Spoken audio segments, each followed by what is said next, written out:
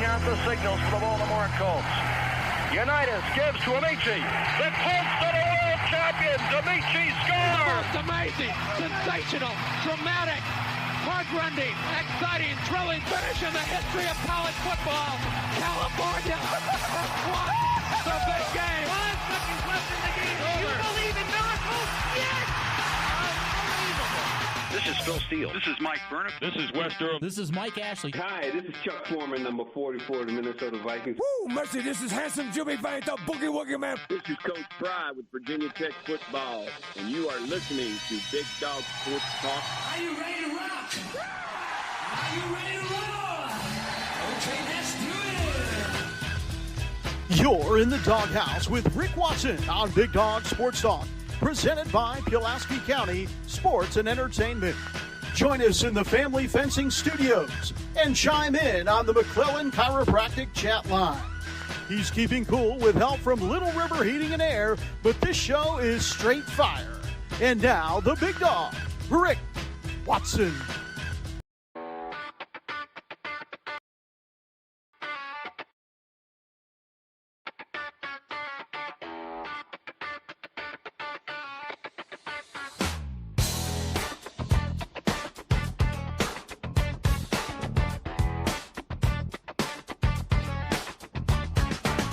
Rick Watson's got the mic, he's the big dog king. Cover sports so sharp, it's a New River thing. Virginia Tech fire, rapid pride too. Every stat, every play, he's bringing it to you. He's got that voice, deep as the valley, breaking it down, no dilly, no dally. Big dog sports talk, feel the bark, feel the bite. Rick's in the zone, every day, every night, from the Hokies to the Highlanders. He's got the spark, Big dog sports talk, lighten up the dark.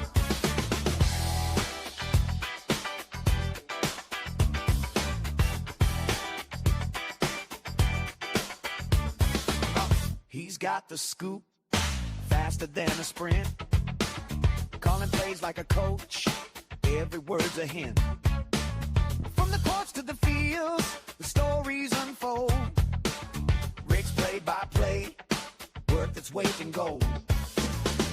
With a laugh and a growl, he'll pull you in. Big Dog's podcast, let the games begin. Big Dog Sports Talk, feel the bark, feel the bite. Rick's in the zone, every day, every night, from the Hokies to the Highlanders. He's got the spark, Big Dog Sports Talk, lighten up the dark.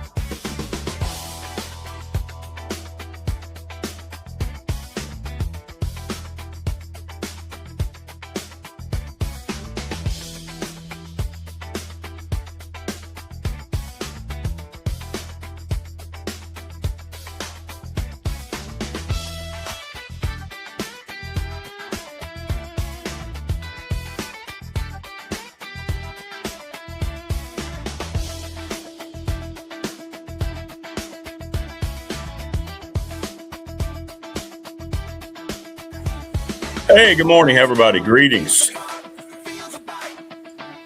It is Tuesday. Still on the honeymoon time here. Got a lot going on today. We got Marvin Manby coming up. Brian Siegler from the Boundary Corner.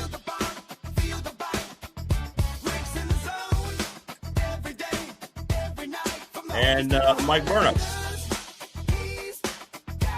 Hit us up in the McClellan Chiropractic chat room. That's Mark Connolly off of 155 Walters Drive. Hit us up in the Professional Door Incorporated text line. That's 391-0788. They're up there by New River Community College in Dublin. Getting ready to start year number 39 in July. And we're going to have some cool stuff to talk about as we broadcast live from our Family Fencing Studios. Give them a call. Get a quote. Get your fence up. 540-200-8294. So lots of great guests as we roll into day two, being back from my excursion. Hope everybody's good. A lot of times we get things right on this program. What's going on? Renuga? Renu? Got to get it right. Please subscribe. So yesterday, did quite a bit of reaction, something I didn't get to react to when I was gone with the whole Brendan Sorsby situation. And wrote about it last week in the Patriot. And we talked about yesterday, will anybody do the right thing? Oh, thank you. Thank you. Thanks, Renuga.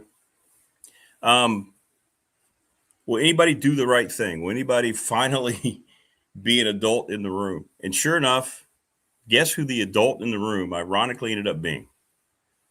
Brendan Sorsby.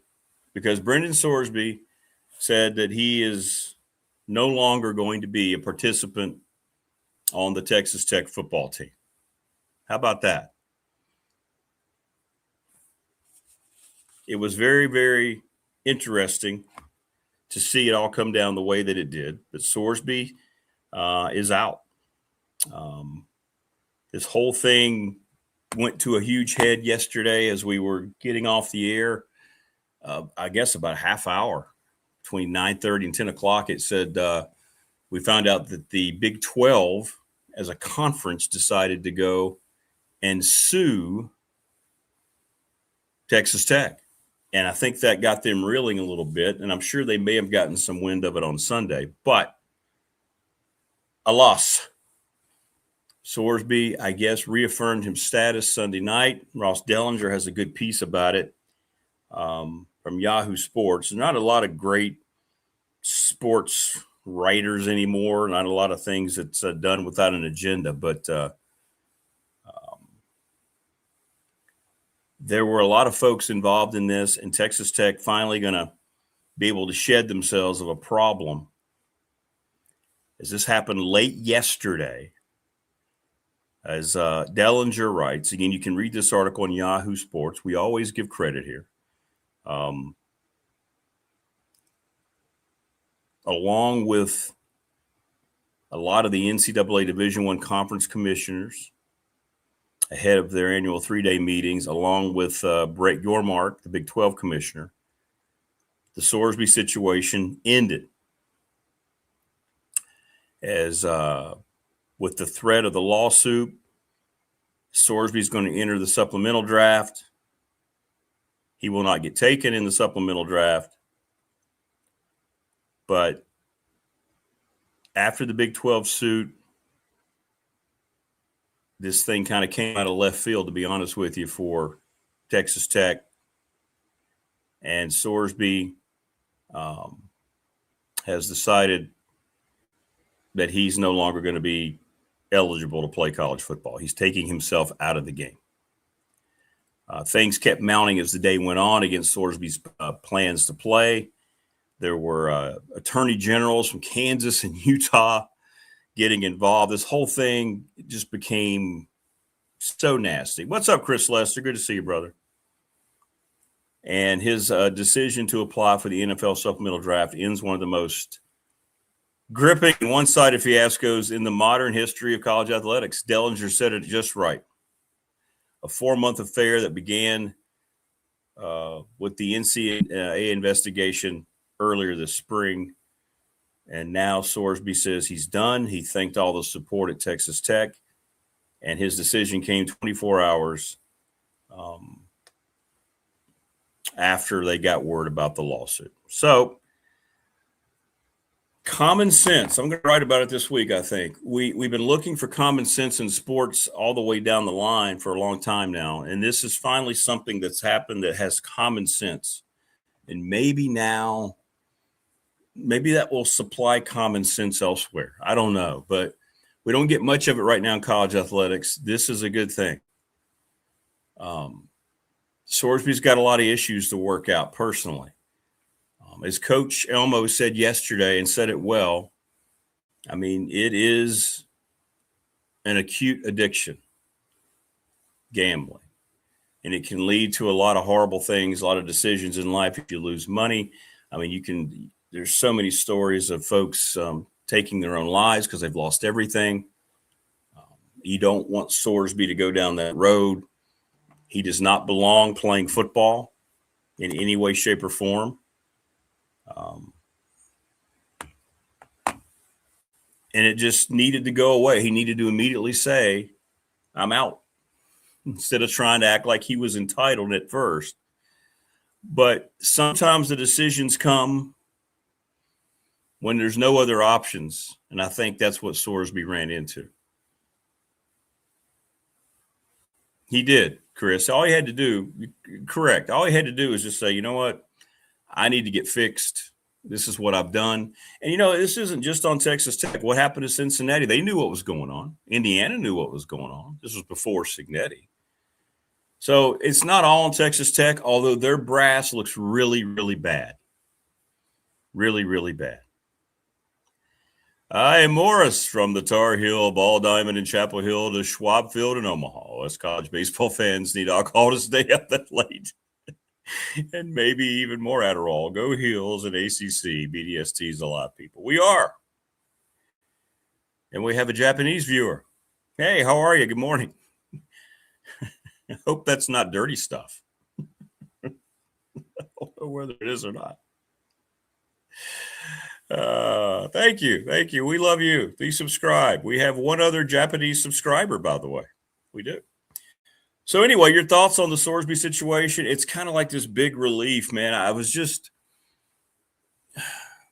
It bummed me out just the more I thought about how this was even being fought for. And I went off about it yesterday, and I know I took up a lot of time on it, but I felt like I had to, What's up, Young Def? How are you? Subscribe, like, and share. But, Coach Elmo made some good points. And I don't know what's going to happen. Probably nothing will happen now at Texas Tech. They did kind of reveal themselves a little bit. The way they tried to just completely just support this and ignore the bigger issue here. And I'm not sure a lot of schools would have done what Texas Tech did. I really don't. So it comes to an end. The kid ended it. I think he realized it wasn't going to work out. The lawsuit would have prevented it. We knew something was going to get in there, and we touched on it yesterday. And now we can get rid of this and then focus on other things that are going on in college athletics and the football season that's coming up. So there you go. It feels like you just ripped a big,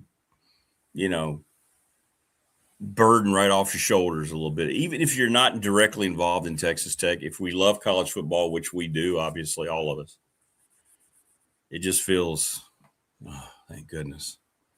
Now, look, it's not going to take care of all the problems. I mentioned it. Gambling's going on. Guys are cheating every day. It's going to happen. To what degree, we don't know. But this one was the most celebrated in terms of just publicity, countrywide publicity.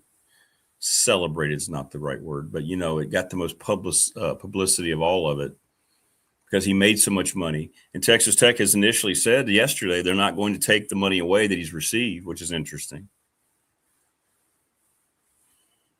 But it's over, and there'll be a lot of reaction today because this happened later last night. So what's up, Morris? Again, you've been to the College World Series twice in 17 and 23. I have not done that, and I think I would really enjoy that. Yeah, I'd like to do that one time. I'd like to go to the College Baseball World Series one time. I would. I'm with you on that. That'd be fun. And I'm sure the atmosphere is great. It looks like it's great. It's fun at the ballpark. It's the last collegiate sport to end. And I remember out of the Big South when Coastal Carolina went all the way and won the national title. It was fun. Gilly and all those guys that pulling for them. It's a cool event. It's a cool event. And I think that when you look at all those things together, we grasp on to the things like the College World Series with so much other stuff going on. At least I do.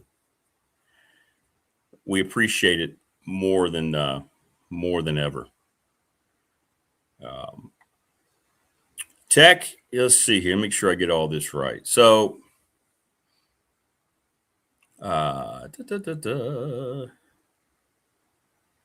Virginia Tech gets a former Notre Dame commitment yesterday. It was their first linebacker commitment in the 27 class,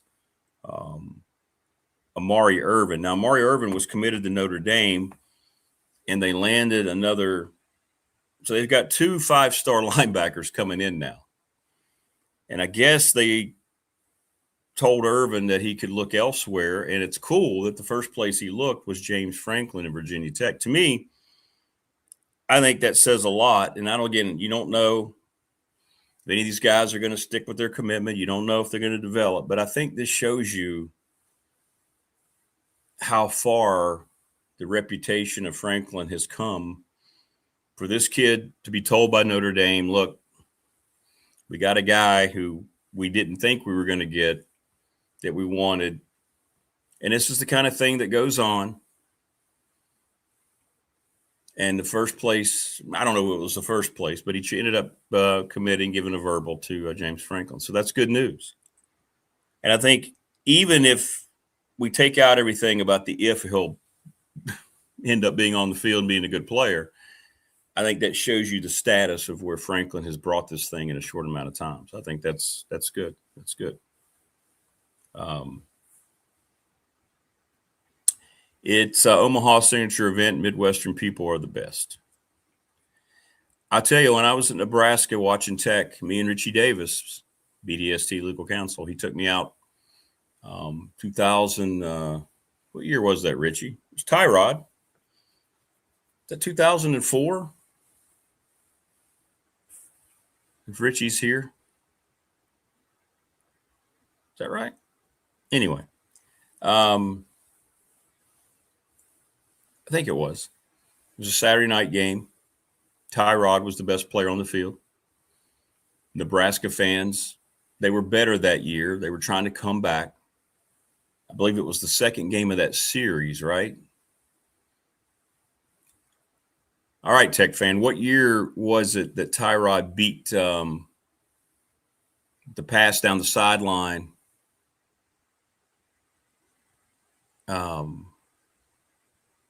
To beat Nebraska late. Anyway, Richie and I went to Omaha, and then he took me to the Broncos and Chiefs game. It was my first time at Arrowhead. Yeah, I agree with you, Chris. I agree with you. See, that's the attitude I take toward this.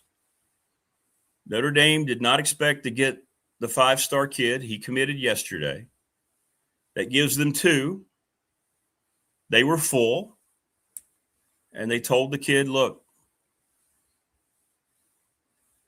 we don't necessarily have room now, and he goes to Tech. That would not have happened a year ago. That would not have happened a year ago. So for me, I don't know anything about the kid. I don't pay attention to star ratings. He's obviously a good player. And I hope he comes here, and I hope he kicks ass, and I hope he ends up being like a lot of the majority of these guys, being what everybody hopes they are. But I looked at – the first thing I said was, okay, now that's cool, because you didn't hear about any other schools get involved. You heard – where did he go after Notre Dame? Virginia Tech. See? And I think that's what, if anything right now, all these recruiting gets, that's what it tells me. The money is there, and Tech is a real player. 2008. Thanks, Richie. 2008. So, all right, Richie, Mr. Historian. By the way, I need to call you, Richie. Was that the game after? Was that the return game when Nebraska came to Lane Stadium? Or was that game 1? That was the return game, wasn't it? Because you remember when Tyrod hit the pass, he broke containment under pressure and hit, was it Danny Cole down the sideline? And then they scored the next play and beat Nebraska. at Lane Stadium. That was the one Bill Roth famously screamed, Tyrod did it, Mikey. Tyrod did it, Mikey. All right, so the one we saw was the first one. Okay. Thank you. Now I can continue the story. And Richie and I, we watched Tyrod do his thing after we met and hung out with Aaron Andrews. We hung out with Rush Limbaugh. Aaron Andrews was devastated she couldn't leave the stadium with me.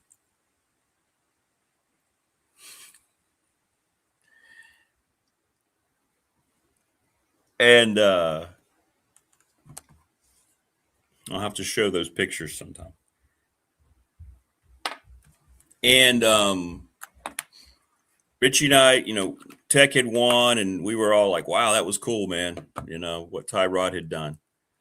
And we go out, we were parked, and we walking through all these Nebraska fans. Post-game tailgate. Well, you could tell the vibe inside. What is that, Memorial Stadium? Is that right? Whatever was really cool. People in the press box were very nice. We had press passes. That's when we saw Randy King. He had been out a little too late the night before. And Rich, you remember Randy King? he had his head down on the desk in front of him. But boy, when the game got ready to kick off, he was ready to go. Morris says, Richie, if you need another friend for a Tech road trip, I'm available. What's up, Prometheus, bringer of fire? What do you think, Prometheus? Married dude now. I hope your wife's doing well. Good morning. Yeah, we talked about that a little bit yesterday, Prometheus. I'm going to get into it with Marva, too.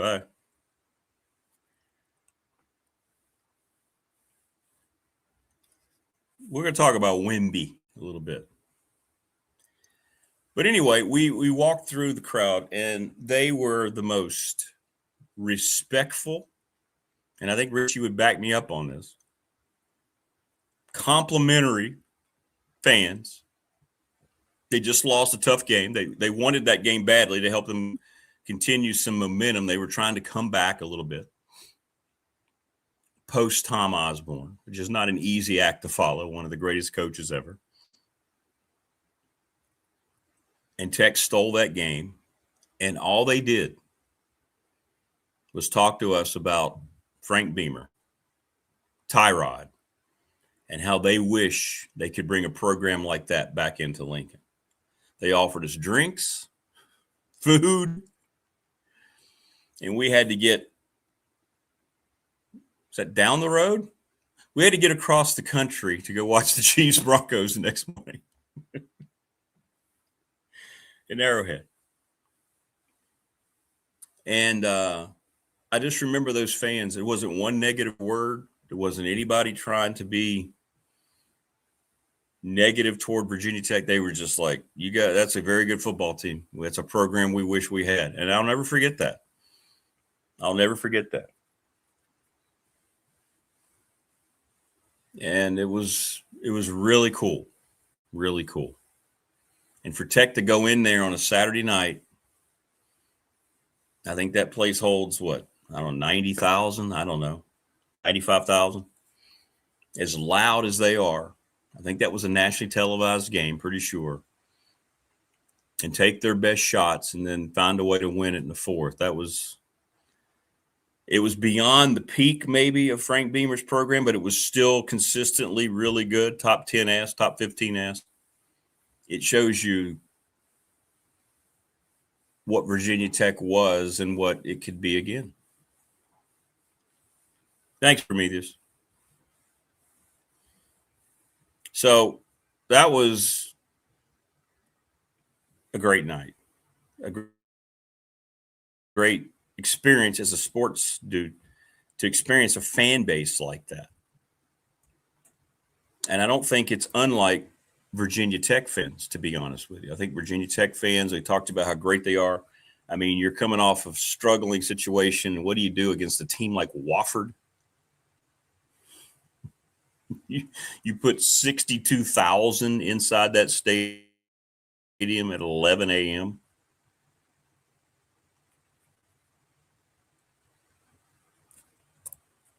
It's insanity. In a good way, it's insanity. It's fan sanity. And I think they're going to have a lot to cheer for in 2026, which is where I'm focused right now. Thank you, Wayne. Wayne Cole caught the pass, and then Tech got in the end zone. Yeah. Tyrod got set. Yeah. Thank you. So I had my years mixed up. So we saw the first game, and then the next year was in Lane Stadium. And I think Nebraska was a little better that year, the next year. I mean, yeah, you can make the argument for me.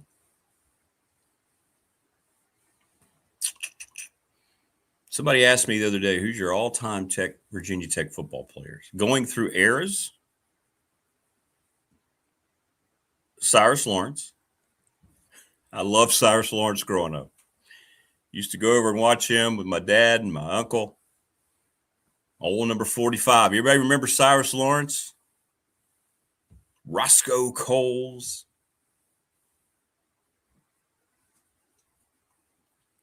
Loved Cyrus Lawrence. But going through eras, I was a big fan of the walk-on. Remember the linebacker Ben Taylor? Remember him, number 40? John Engelberger. But when I really break it down in terms of guys, there's two guys that I've met during the media day. So two of the best people that I wanted to be successful was Tyrod and Brian Randall. Brian Randall, one of the most natural leaders that I've been around. Just what a terrific dude. And Tyrod was the exact same way. He would not remember me. I'd like to reach out to Tyrod at some point and get him on here. But we had great interviews. That was, had the first run of the show. Yeah, Kevin Jones, correct. Yep, absolutely. He was the number one recruit in the state. Is that right, Chris Lester? Wasn't he the number one recruit? And maybe one of the top 5 or 10 recruits in the country? Was that right? Something like that?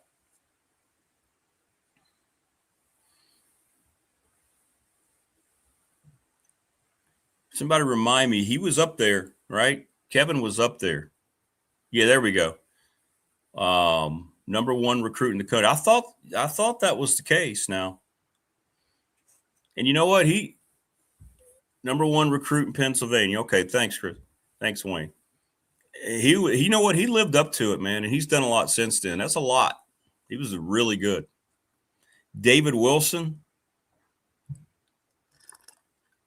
Thanks, Heath. Number one in the nation. That sounds right to me. Yeah.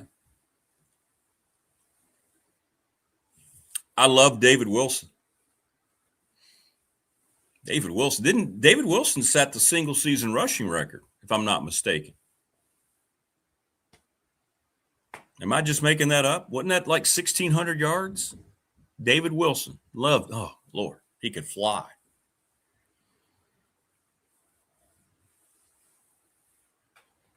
Love David Wilson. Jeez Louise. There were so many good players. Vince Hall, Xavier Deeby, two great guys who I got to interview a lot. Man, it was so different back then.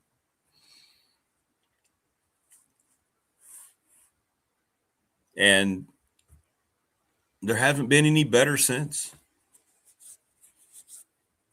Xavier Deeby and Vince Hall. Sheesh Louise.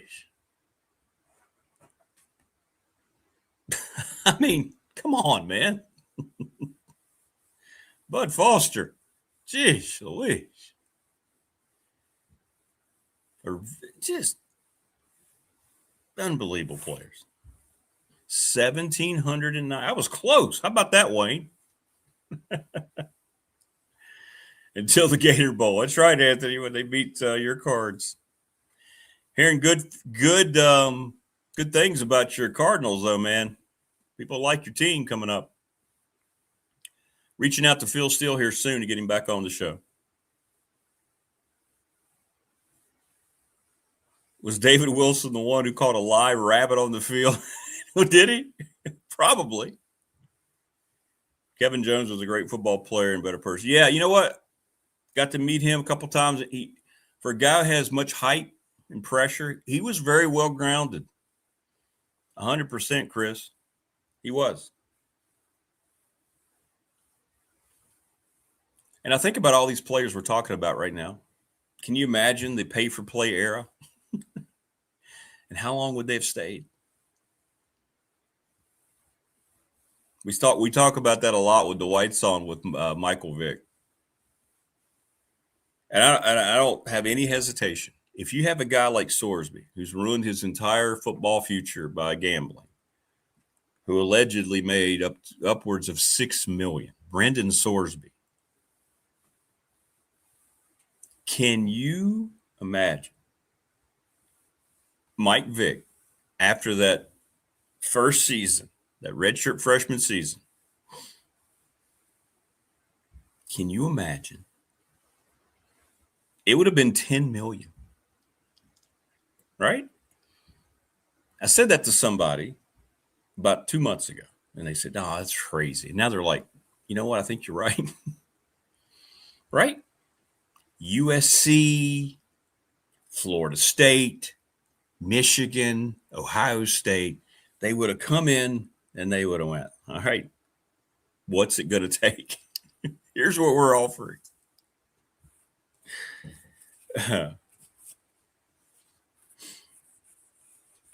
I'll tell you another, Eddie Royal. Eddie Royal, and I'm not at all taking any credit for it, but now he's a fine broadcaster. But he used to come on, and you could just tell. He came on all the time. He said, "Hey, I'd like to come on. I'd like to learn how to do this, to talk, to do interviews and things." Eddie, and he was a Bronco too. Mike Shanahan loved Eddie Royal and drafted him, which made me happy. Broncos don't draft many tech players, so when that happens, I'm pretty happy. That's true. Brandon Flowers started at quarterback for the Chiefs. I think he had a pick against the Broncos. Yeah, the Chiefs beat us. But hey, I got to hang out with Chiefs cheerleaders. Remember that, Richie?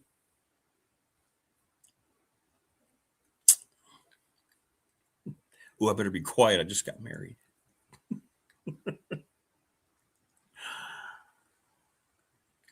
Shh. Keep that on the down low about the cheerleaders. Of course, that was years ago. Yeah, D'Angelo Hall, great NFL career. I mean, we're getting into it's easy to see the legacy, right? And that's what you hope to return to now at some point. If you can do that in this era. Yeah, that's going to be for around you guys when we do the bash. You're right. Cigar time. Remember the Key and Peele? They have so many.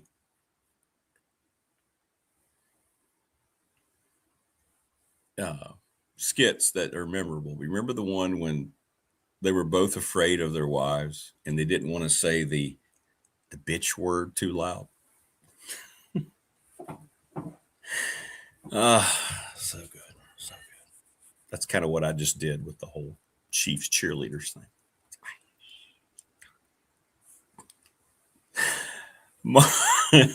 Marva's going to join us. All right, we talked about family fencing and McClellan Chiropractic. Let me tell you about this. With the NRB Super Bowl, where we're going to have our bash, I want to make sure I get it right. Because I still try to get things right, other than just coming on here. They're going to have a 4th of July special, 11 a.m. to 11 p.m., $20 for bowling lanes. an hour, or $10 in person. You get one game of bowling, one game of laser tag, and $5 in the arcade room. Hot dogs are just 75 cents from 11 to 7. So that's July 4th. I posted that on the Facebook page. So go, go, go. Thanks to the NRV Super Bowl 382-5520. Lawson's Mobile Home Supply since 1997. James is located at 300 North Franklin Street in Christiansburg. Give him a call, 381-8011. We're presented each and every day by Pulaski County Sports Entertainment. Thanks to Jonathan Sweet and Tim Miller as we continue to look forward to all the things to finish up 2026, the second half of 2026. Little River Heating and Air, Charles Lee, 1095 Radford Street in Christiansburg. They're the best at what they do, 540-553-2971. The attorney, Ryan Pry. I guess we got the answer to our question. I had brought it up yesterday. Trust in estate planning, by the way. Hey, what would be the outcome with Brennan Sorsby? Would he play or would he not play? Well, we know he's not playing. National Bank member FDIC, the exclusive banking partner of this program, my exclusive banking partner. Saw those folks again yesterday. They are the best in the biz. No question. Go see them. If you're thinking about changing banks, trust them. ReadySetFund.com. That is Bob Christ, BOBCRST11 at Gmail. Your organization, your school team, your church group, whatever it is, you can raise money and talk to the Floyd County Girls Softball Program. They raised $4,300 this past year, set a record.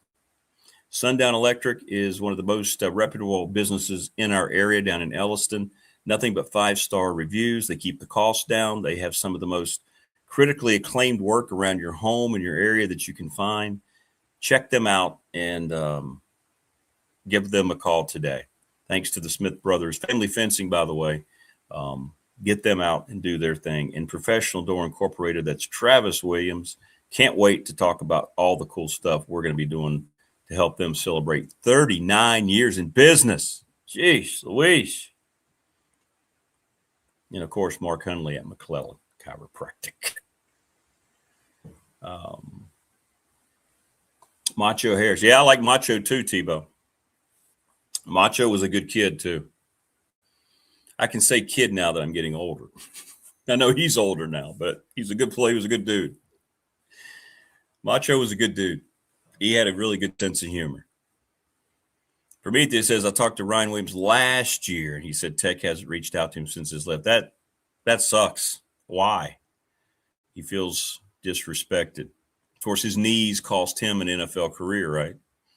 So that guy was special. He was special, man. He was special. So I hate that. I think that's going to come back because it feels like of all the traits, and there's many different facets of James Franklin's personality, good and bad, but of all the traits that I think are positive toward a program, he really wants the legacy players to feel like they can come be part of it anytime. What's up, Harshal? Please subscribe, like, and share the channel. Good to have you. It feels like to me that that's something that's going to gain momentum as we go forward. And I hate to hear that, Prometheus, about Ryan Williams. He was a guy that never really got a shot at the next level because he couldn't stay healthy. I mean, you talk about all these great players. Some highly recruited, some highly ranked, many that were developed by just an unbelievable coaching staff. We're never going to have a coaching staff like they put together, kind of low key, right? That developed in some of the best still to this day. They haven't had a better defensive line coach than Charlie Wiles and J.C. Price. The last J.C. was a throwback to Charlie Wiles. There's never going to be another Bud Foster. I know Brian Steinspring got a lot of criticism at times, but he was arguably the best recruiter. He and Jim Kavanaugh. It's different now. It's all about you're recruiting with money now. But in terms of making Virginia Tech a desirable place for young dudes to go to, you talk about an era, man. I know there's been a book written, but I don't know if there's been anything collected that truly garners the amazing just respect and awe of what Frank Beamer did. He walked into Dave Brain's office expecting to be fired. Expected to be fired. And Dave Brain said, you got another year. You got to make some changes. And how many times has Coach Elmo said it? The best non-decision that's ever been made. Dave Brain. Dave Brain.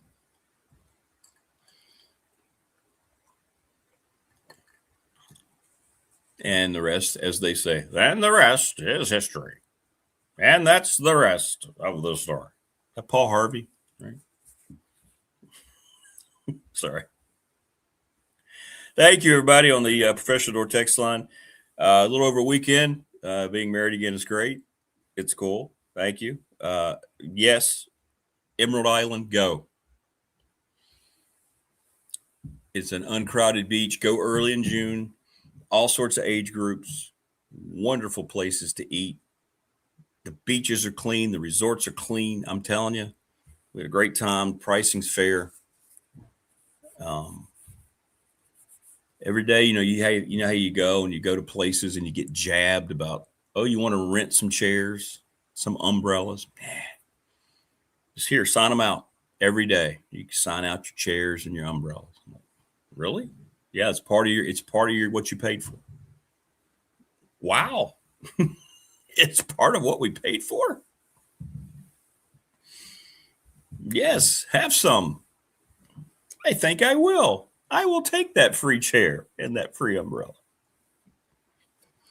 Great stuff in chat. Keep it coming. And on the text line, as always.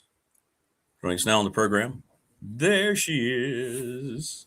Marva in Miami in her Carolina blue. And I know she's celebrating that baseball team. What's going on, Ms. Marva? Well, good morning, Rick. And yes, I am celebrating. Diamond Hills, Rick, are one win away. Okay? I know you are. They've been by far the best team. They have. Yes. But anything can happen. And waiting to see who they're going to play on Wednesday afternoon. Right now, you've got Troy and West Virginia playing this afternoon, and Carolina will face the winner of that game. So, excited, but a little bit nervous because there have been some moments during. I know. It's like, I know. Are they going to pull it out? But I tried to reassure my friends. I have a text group. Look, guys, we're going to be okay. Everything's going to be fine. I've known Marva for about 25 years. And I'd like to say we're pretty close. That's about right? When did you start working for Ron? When was that? 2001. Oh, wow. That was a long time ago. See? I know, right? I started thinking about that. So, and we started working together. So then Marva last week, we're so close. All right. I feel like I'm part of her family. She reached out last Tuesday, wanted to be part of our honeymoon. I appreciated that, Marva. I said, you know what? We should have done that. We should just made you part of the whole thing. I was not invited, and I took it personally, but it's okay. I know. It's okay. Well, you know what? The anniversary, we'll make sure you're part of the anniversary next year. How's that? Great. So you had a wonderful time? Yeah. I don't know. Are y'all a beach family? Do you like I know you're in Miami, so you're already at the beach. As much as people might think, but yeah, we like the beach. Well, if you ever want to go, and you're a North Carolina gal. By the way, you'd be proud of me. We did not leave the state of North Carolina the entire honeymoon. Awesome. So I was a Tar Heel. Yes. Emerald Isle was awesome. You would love it. I hope you had some good barbecue. You would love it. There. Did you do that? Or just seafood? Had good seafood a couple of nights, and we had, I think, maybe the best hamburger I've ever had. Wow. Yeah. Okay. Yeah. Best hamburger. We had barbecue when we got to Charlotte. It went to Heroes Con to finish up. So yeah. Charlotte. Yeah. Okay. Yeah. So we were close. We drove right by Chapel Hill's exit twice. I thought about you. You didn't get off the exit No, I didn't get off the exit, but I did wave. I said, "Hey, from Marva." You can ask the wife. She was like, "What are you doing?" I said, "That's Marva." She doesn't know what to think. She doesn't know what to do. She's like, okay. She just accepts it at this point. Yeah. Well, that's good. That's good. Acceptance. That's the main thing. Acceptance. Accept you for who you are, and love you just the same, right? That's right. That's right. Yeah. Like you've done all these years of knowing me. Yeah.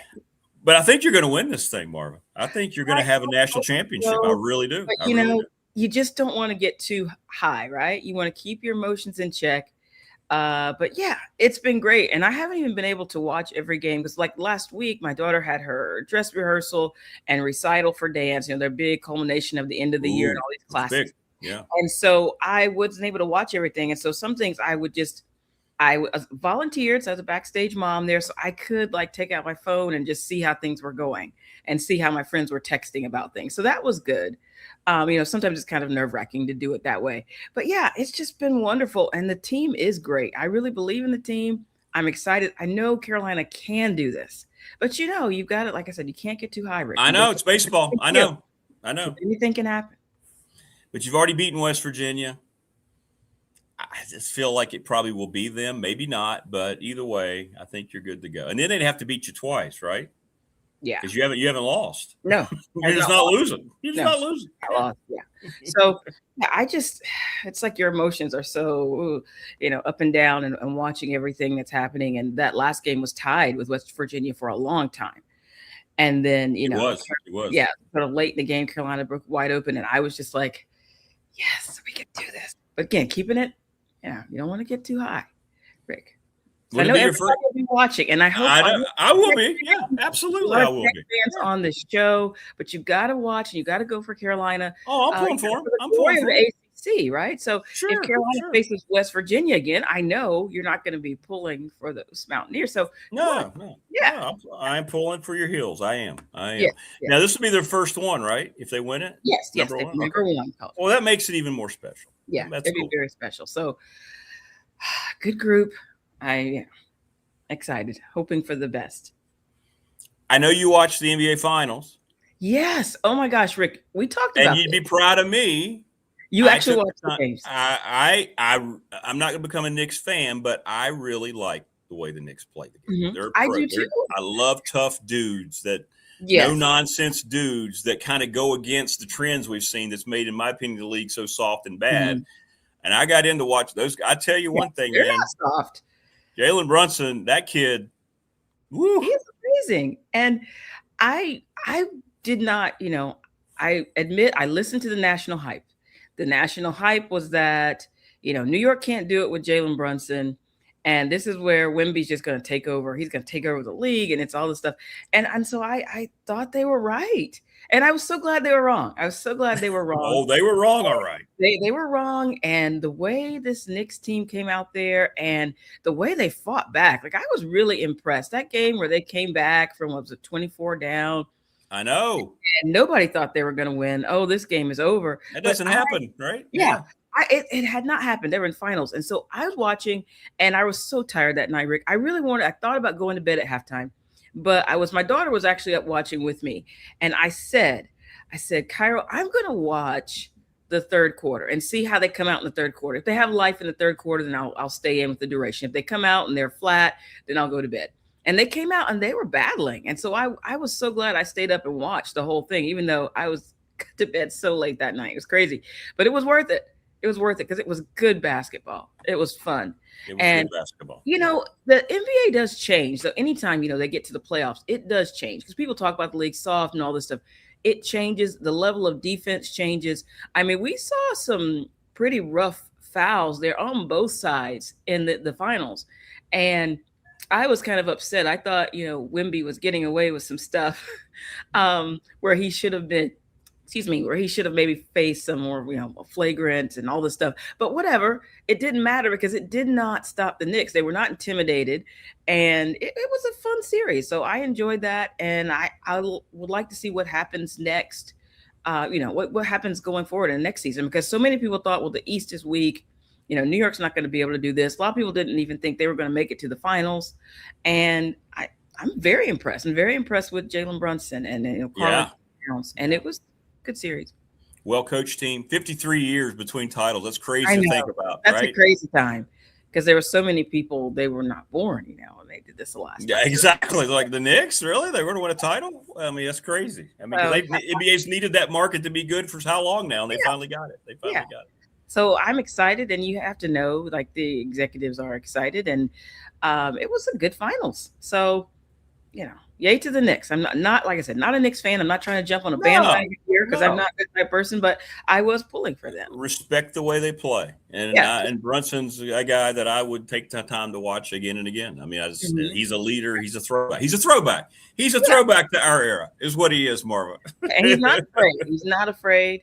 And, there's several times where he faced, rough foul treatment, and it doesn't matter. He just hops right back up. Let's go, Yeah, that's right. There's a message here. Took 3 guys from Villanova to bring a championship back to New York. True. Took some Philly guys, some Pennsylvania guys to bring it back to New York. That's true. Well, yeah. And, people were talking about that chemistry that they had from when they won a national championship you together. can see it. And that matters, right? That matters. It does matter. It does matter. They know they can trust each other on the court. And it was 100%. a beautiful thing to see. 100%. Yeah. So I'm excited about that. And just a few days ago, I was talking to my husband about how, my Canes also won. Yeah. That's right. You Carolina, you made 2 titles here in the span of 48 hours. Congratulations. Yeah. We were just joking about that. I am totally not into hockey, but I know you're not. I was glad to see that they won, right? I didn't watch a minute of it because it's just not my sport. But again, glad to see that they won. Love playoff hockey, especially. And they were good. They were the best team. And you know what I saw the other day? They only have like 2 restricted free agents. They've got top picks this year and next year. They've got lots of cap room. I think Carolina is about ready to go on a run in the NHL. Watch out. I think they're going to go on a run here. People tell me if I go see it in person that I would really enjoy it. You would. It's hard to follow where the puck is. It's like, I don't know. I think they need to make it a neon color or something. It's hard for me to get into, but maybe I will go down here and watch Florida Panthers, see if I can get into it. But just on TV, I don't know. Just doesn't do it for me, Rick. Your thoughts on Wemby? Because now, and it's not just because he lost, all right? I know he's still young, all right? But he had some key problems down the stretch. Like those missed free throws in the final. I don't know what was going on with him, but I'm not going to come down on him too hard, Rick, because, again, he's new. He's very young. He's new. He's going to get better, right? He's going to get better. Well, that's what I'm going to ask you. Do you think it's early, and it's going to come down. We're not questioning his physical skill, and he's so tall. I mean, he's got some advantages. Do you think he's going to develop what it takes to be a championship player? Now, that's going to be up to him. Right. And I don't know. He's a Frenchman. He comes from I wonder, is his mind, he's had everything he's ever wanted since he was 16. He's been rich since he was a mid-teenager. We'll see if he can take the next step. I think he does want it. And I don't know if maybe the moment was too big for him because he did. He made some key errors, very obvious big mistakes that everybody saw. This is a big stage. And I feel like maybe he just wasn't quite ready for it. And he's going to develop. And we've seen it with a lot of great players. The first time they go, it can be difficult for them to figure everything out. And it takes a little time. It does. So I still think he will get there. I think he will get there. I think he needs a little more help. Weight. A little more weight. He needs to get in the weight room. He is thin. He's tall. Real thin. Incredible wingspan, but he's light. And so he's got to get in that weight room and get stronger, get tougher. And I think he's got to work on also his mental toughness because those things like those missed free throws towards the end of the game and key moments, that's mental, right? I mean, he's been taking free throw shots since how old? He was probably, 10 or whatever or younger. Well, yeah, he got fouled all the time. Sure. So he's got to get that mental toughness and he's got to work on his physicality a little bit. But I think he'll be there. I don't think he's going to be a bust or anything like that. I mean, I don't think that. No, I don't think that. He just needs to work on that. And I'm sure he's going to work on it. I feel like he wants it. And I know you said he's, been rich. I don't think it's not about money. It's about, he wants to be on top. And he was criticized because, I don't remember exactly when this happened during the finals. Sometime like they lost a key game and he was crying about this and people were calling him soft. And I didn't mind to see the tears because to me, it said he cares. He cares a lot about this. I hope so. I think he will get there. It's just now he sees what it takes, right? Now he can go back. And he strikes me as the type of person who's going to go back. He's going to watch film of these games and he's going to see, look at these key mistakes. What was I thinking? How do I get better? And I think he's going to work on it and do it. Well, I think what Chris is saying is true. The coaching was terrible. Double-digit leads, as another poster said. Yeah, they lost. There was a lot of they don't have the things in place there to be a championship team, and he's going to get all the attention, obviously, one way or the other. But the coaching was terrible. The Knicks coaching staff just coached circles around them. Yes. Like, they were up. So that game, they never should have lost that game when they were up to. They never should have lost that game. They, they were so successful in the first half with all these threes, and it was great. But in the second half, they were not falling, but they're still throwing them up. And that's what allowed the Knicks to get back into this game. Why were they doing that? I mean, they have Wemby there. Like, why were they doing that? So, they need better coaching. And I don't know, are they going to your team had so much success making it to the finals when a lot of people thought they weren't. A lot of people thought they weren't going to get past OKC. Are you going to make a coaching change at this point? I mean, how serious are you about winning? I think they should seriously consider it.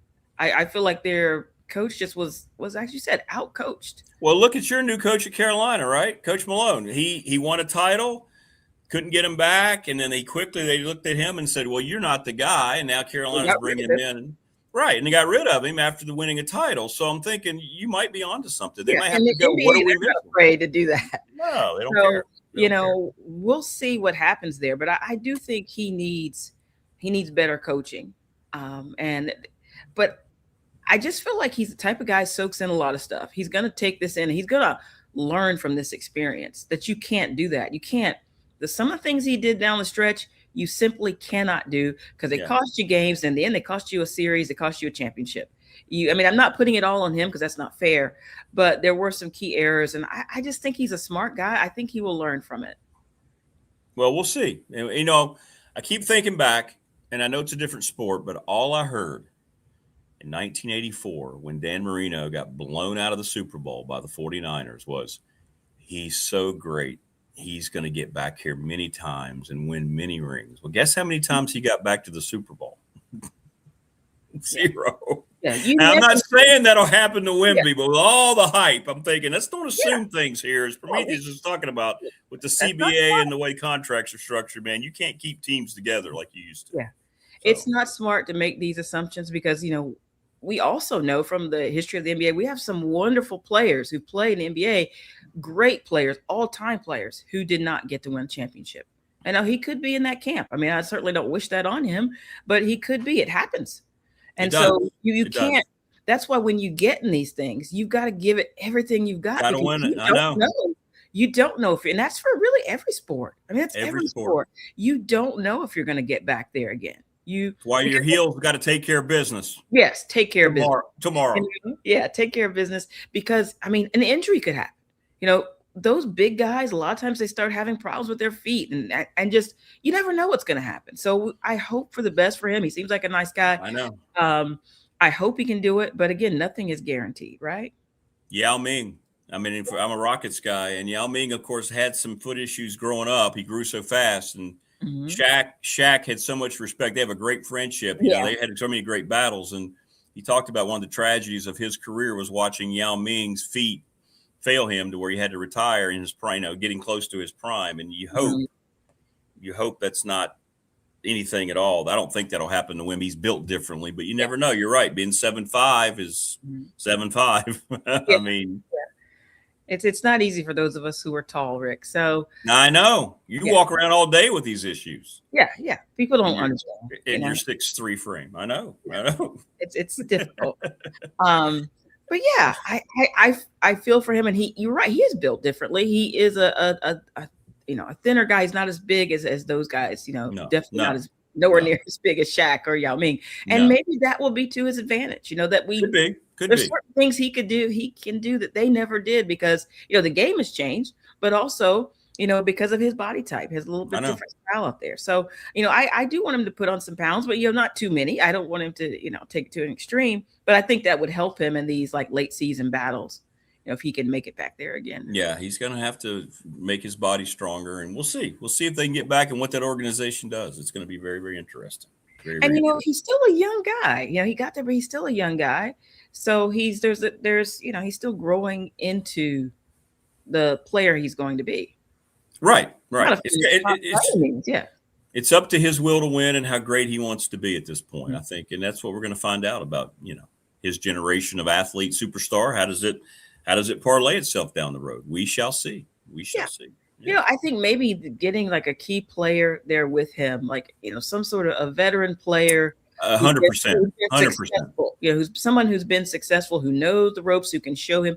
That's always beneficial because you want to have good coaching, but also who else is in there in that locker room? Who is in his ear? Who's talking to him, trying to get him ready for these things, telling him things to watch out for and things of that nature. So I hope they will bring in a veteran there with him to help. And I don't know who that person is, but I know out there, right? There's somebody out there that could make a big difference. I would think so. It could go what you're talking about. They may look at that and go, it might have to be at the head coaching spot. Mm-hmm. Maybe that's what they need is that veteran presence. It's going to be but they need somebody who can back him up and kind of protect him on the floor a little bit too. Yeah. I'm with it. Because New York wasn't afraid of him and they were giving it to him.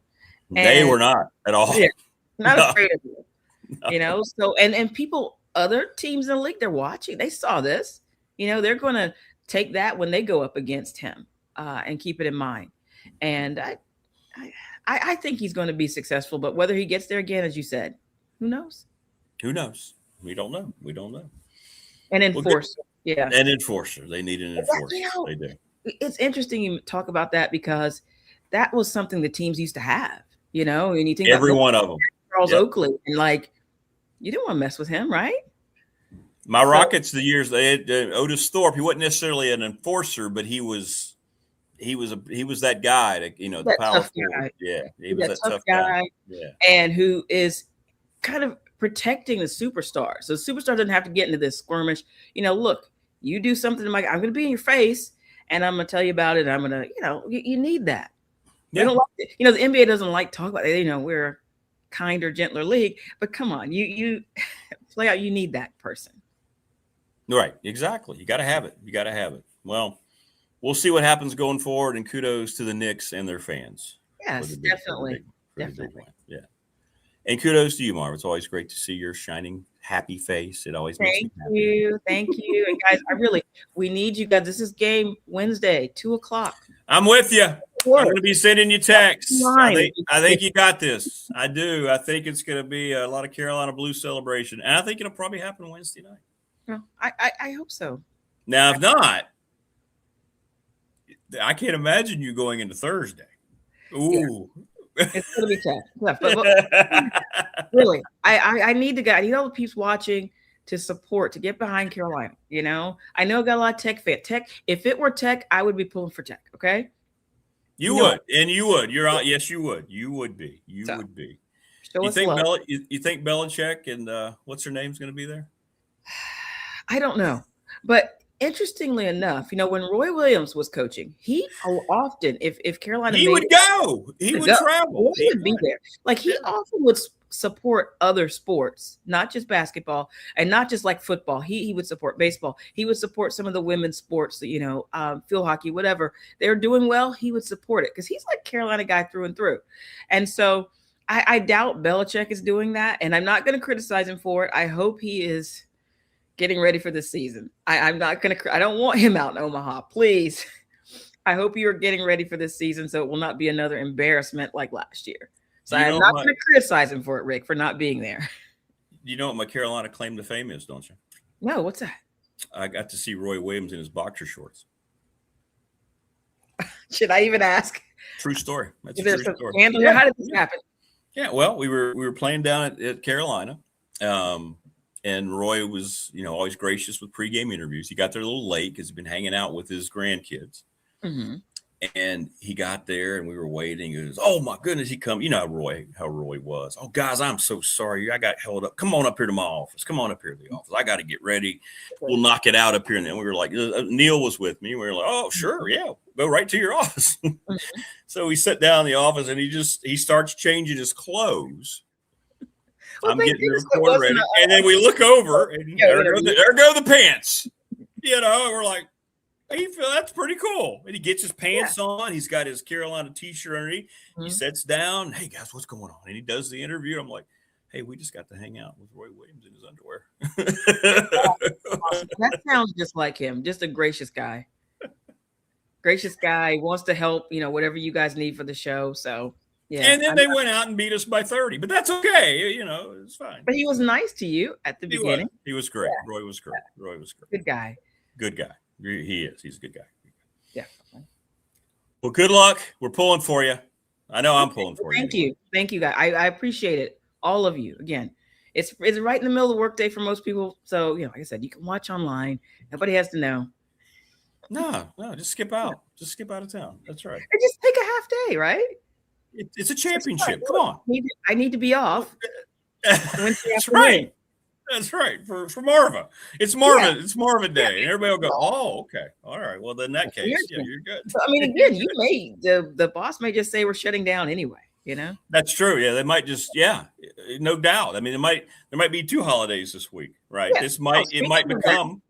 Yeah. Real quick, we are going to go see the Marlins on Friday. Friday, Juneteenth. They're having a special promotion. They're going to be giving out Jackie Robinson jerseys, Marlins Jackie Robinson jerseys. So we hope we can snag some of those. On Friday? Yeah. So we hope we can snag some of those, and we're excited about going. So also pull for the Marlins on Friday.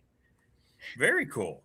Very cool. Whole family. We're going to have a great time, I'm sure. Oh, well, you got to get some good video there. Yeah. You got to get some good video. That's awesome. Yeah. That's awesome. Well, have fun at that. I know you will. And I'm going to go ahead and say congratulations on your college. Oh, no, don't. Oh, sorry. Don't say that. Sorry. Okay, you're going to jinx us, Rick. Don't say that. No. Good luck. Good luck. No. Yeah. Well, good luck. Best of luck. Thank you so much. I know it's going to be hard to win, and you may not, but I'm going to go the other way now. But best of luck in that underdog role. Yeah. You guys have. Yeah. It's going to be tough.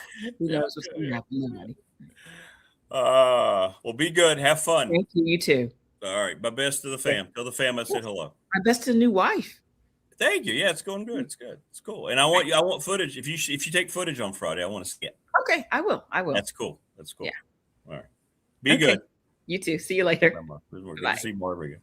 Miss Marva, we were strawberries are in season. Wayne says this year, Marva. George should approve and help Bill. You imagine if he went to the championship and they caught up to him. I'm a little out of my element here. Jordan wanted to travel. Apparently there was a Ferris wheel and a roller coaster she wanted to ride. There's a state fair a couple of counties away. So we got finished with that, and we decided to come over here and watch what a championship program actually could look like here at North Carolina.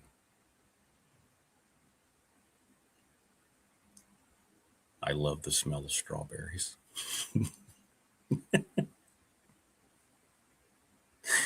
Actual footage from Bill Belichick. Good stuff from Marva. I hope they win. More for me, I want them to win for Marva. She's a real one. She's a real fan. This isn't like hopping on. Chris Lester says 40 minutes, guys leaning on you is exhausting. Yeah, especially at that size too, Chris. I'm with you. I got Jordan a new Barbie to help keep her occupied. I guess they're still together. Maybe they've just understood that staying out of the constant pictorial paparazzi, whatever, is there in everybody's best interest. Maybe. I hope.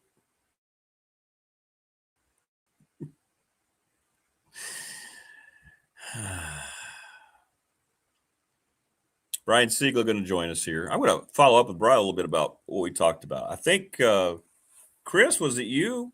Somebody said, Prometheus or Chris, that they talked about their legacy players at Virginia Tech that were their favorites. I'm going to talk to Brian about that. Remember, Marva, just believe.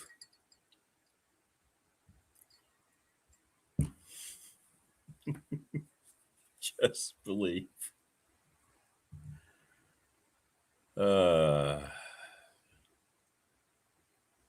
Just believe.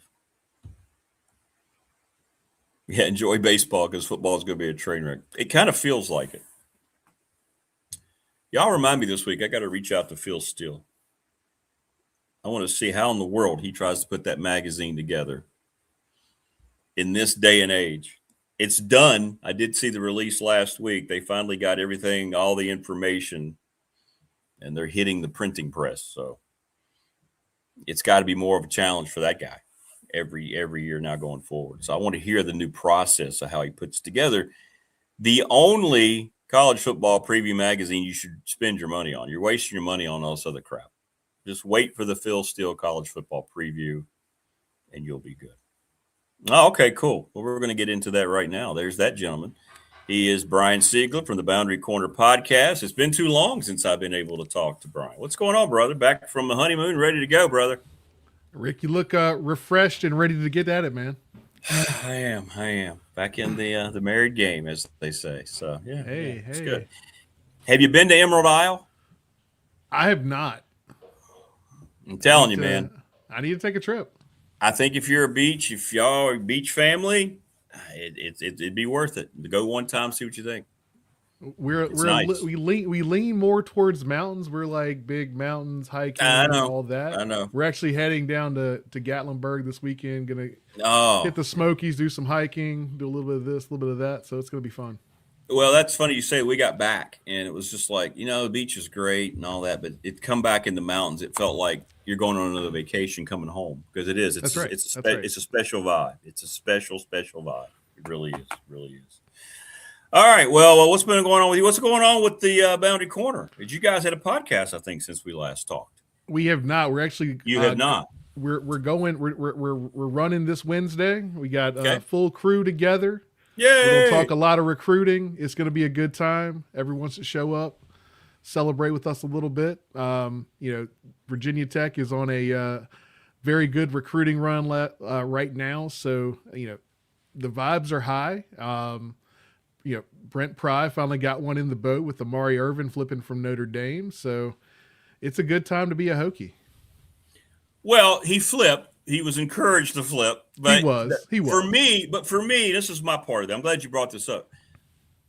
It's a victory for a lot of reasons for Tech. For one thing, he didn't have any other schools. He said, I'm going to Tech then, right? So this shows you how far they've come very shortly under Franklin. Oh, yeah. And the money means it's there. That's why it's real, folks. This is how you get into the game because that's what this is all about.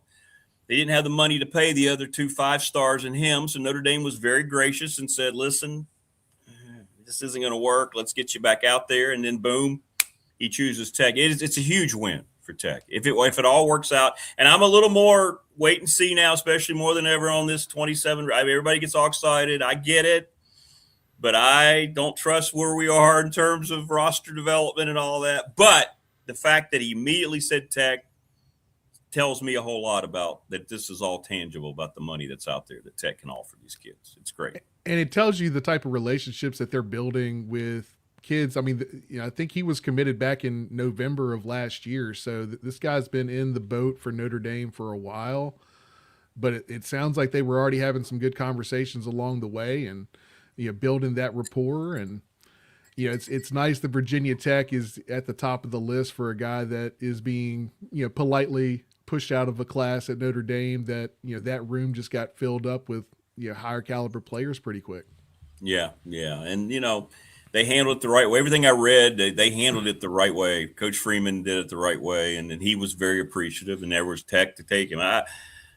It says a lot where they are in 1 year. It really does. And I hope they get here, and I hope they develop, or at least a large part of them. All of them won't, but hopefully a large part of those guys will get here and develop like, everybody wants them to. But says a lot. And, the things that we're seeing happening, somebody just talked about it. Yeah, I saw that too. James Franklin's going to get nearly a $200,000 office renovation before the start of the season.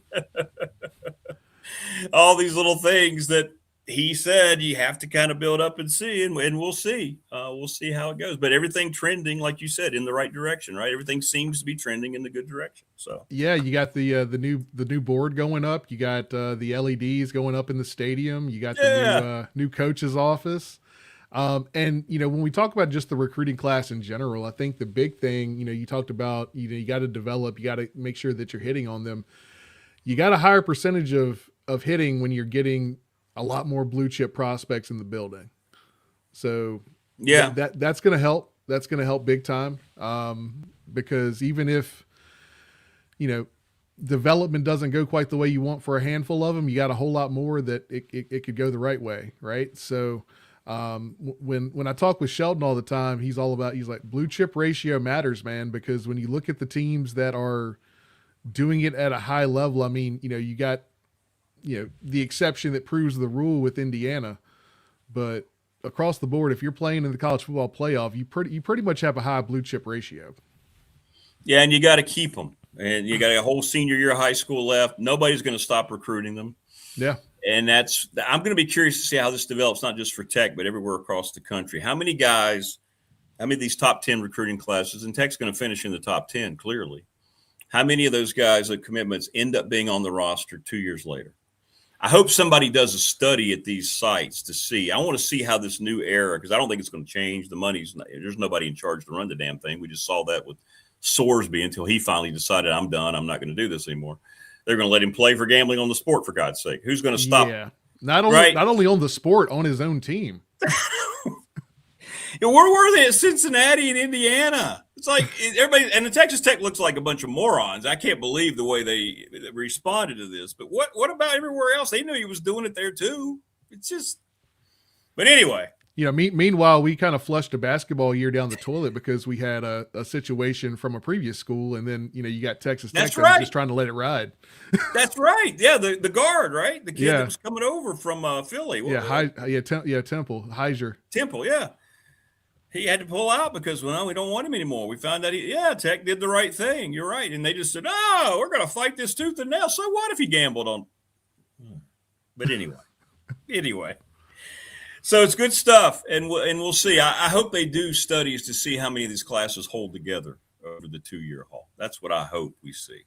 But this is all you can do, though, right? Right now, he's doing everything you can do. All these, frankly, you got the money, you make the offers, you get the commitments. There's nothing else you can do now except try to nurture those relationships along for a whole year until they get to Blacksburg. So, yeah, and I know we talked about it already, but the strategy in the portal, I think, also kind of works in tandem with what they're doing in this class, because most of those portal ads this year had at least 2 years of eligibility left. So while 2026, you want to go out there, you want to try to get, probably 8 games in your belt, 8 wins. But this roster building is looking, 2-3 years down the road as far as what the caliber of player top to bottom is going to look like for Virginia Tech. And that's what's got me excited, is that, I think we've certainly raised the floor significantly for 26, but I think 27 and 28 is when you really start to see what a Franklin team in Blacksburg could really look like. Well, let me ask you this. I've been wanting to ask you this question because I thought about this, and I've talked to some people around. That means the cost of doing business is going to go up every year. Is Virginia Tech, the $75 million gift's going to be gone by then? Is Virginia Tech going to be able, you're looking at $60 million rosters is where we're going. We're not going to be talking about 30, 40. We're going to $60 million rosters. Do you think long-term Tech's going to be able to keep up at that kind of money? Because it's happening. It's already happening. Texas Tech, there's already, I was told there are at least 20 schools that are going to have $60 million rosters this year. Keeping up is going to be important, but I think you have a better chance of keeping up if you prove your proof of concept on the field and you start stacking some wins, because people will be a whole lot more willing to continue to invest at this level if they're seeing results. Right. So the results are going to matter. And I think when you're talking about long-term viability, that's what it's going to take. You can't go out there and win 6 or 7 games and expect another $50 million gift in a couple years. You know, you're going to have to consistently start stacking some wins, you know, at least get to a point where you're winning 8 games every year, you know, punch up, get 10 or 11 every now and again. You got to at least be showing that level of consistency in order to keep this thing moving forward. So that's really the big goal, I think, for Franklin is, you know, prove the proof of concept this year. You know, go out there, try to win 8 games, have a good showing. You got your class, you know, get them locked in at the end of the cycle. And then I think 27 is when you can go out there and start putting the ACC on notice a little bit. And if you can do that, I think the money will still continue to come in at the pace to keep up with the Blue Bloods. Probably not, but at a pace to still be competitive and potentially make the college football playoff. I think that's definitely a possibility. I think they're going to be a factor in the ACC this year. People laugh at me. People are like, you're jumping. I really do. I think they're going to. All I know is I saw Virginia and Duke playing in an ACC championship game. I'm sitting there going, how in the world are either one of these teams playing in this game? And I think Ethan Grunkemeyer is going to be better than either one of the quarterbacks that played in that game. So I don't know, man. I think they're going to be a factor this year. I really do. I'm going to stand by that. I think they are. Because you look at it, I mean, Florida State decided they were punting a year on making a change. So I don't think they're going to be a factor. They're not. Clemson's going to be good, but I don't think they're going to be great. Louisville's going to be good. I don't think they're going to be great. Good. Yeah. Pitt. I hear a lot about Pitt. Pitt could be good. SMU's going to have a solid roster. Again, none of these teams are going to be great, though. And I think that's the opportunity that James Franklin has at Virginia Tech is that you don't have to go out there and beat every single one of these other teams. You got to just punch up a couple times this year and take care of the business that you should take care of. I mean, Miami is Miami. Miami right now is the only dominant force in the ACC. Everyone else is just a dude. Right. Yeah, 100%. Carolina and Duke, Wake, NC State, BC, Syracuse. Just no. Clemson's got talent, but Clemson's got holes. Like there's a lot of opportunities out there for Virginia Tech. Right. And Tebow's right. The lines have to develop. I'm very concerned about the offensive line. They haven't had a good one for a long time.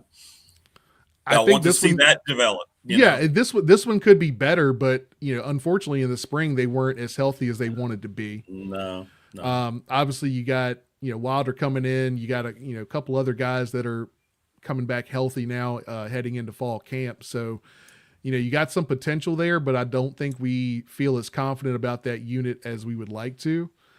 But I think it's going to be an improved unit this year, regardless. How much they improve is going to be, how we really gauge what the actual ceiling of the offense can be. Because I think, skill wise, I think we got really good skill players. Tight end, I mean, Luke Reynolds is a dude. I think running backs, we've got one of the best 1-2 punches in the entire conference at running back.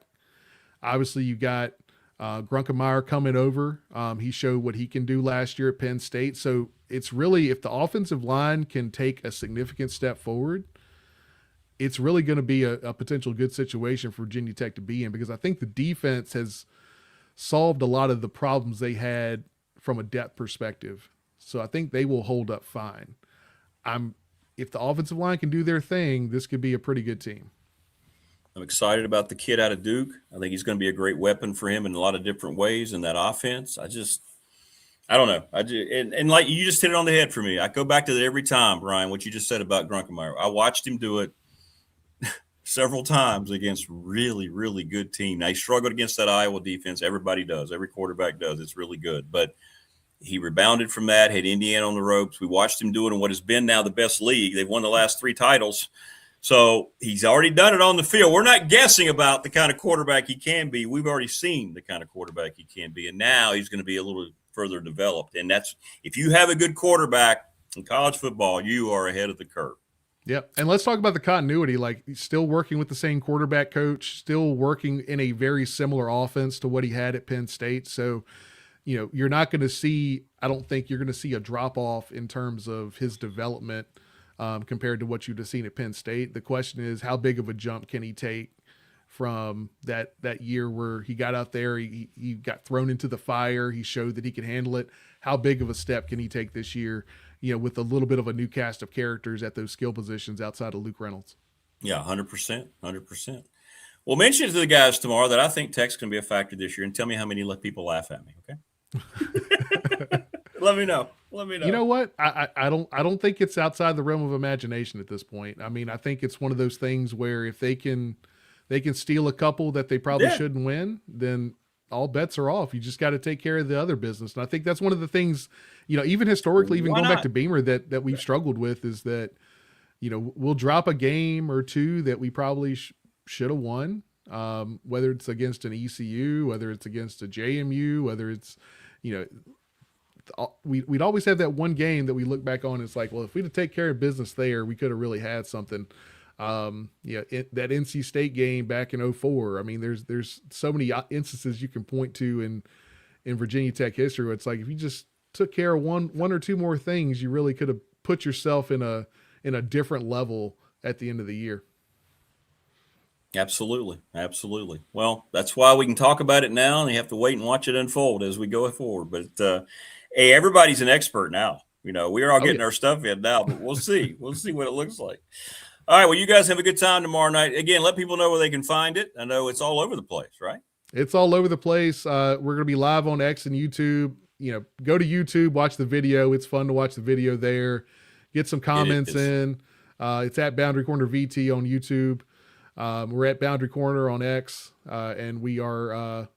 You can catch all the old episodes if you want to check those out at boundarycornervt.com.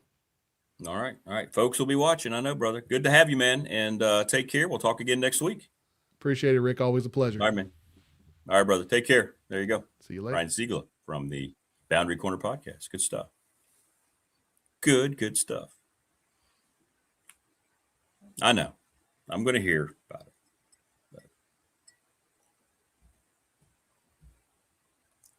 I think when we got the official word about Grunkemeyer coming, that changed things for me. For me in this whole thing, that was the key. If they didn't get him, and, for a while there, it was assumed, and then it kind of got quiet and got weird, and I guess it was a silent thing for a long time. But I don't think the players behind him are great. I don't think Baker, I've heard so things on him. You don't want to ever trust a freshman. So he's going to be the key. O-line's got to be good, but Ethan Grunkemeyer is a real deal. He's coming into an offense he already knows. And you all have watched as much college football as I have. How many times do we sit there at the end of a game and go, well, their quarterback was just better. He made more plays. And how many times last year was the quarterback better every Saturday against Virginia Tech? And I'm not trying to pile on Kyron Drones. I respect how hard he played. He wanted to be good. He just wasn't. He wasn't good.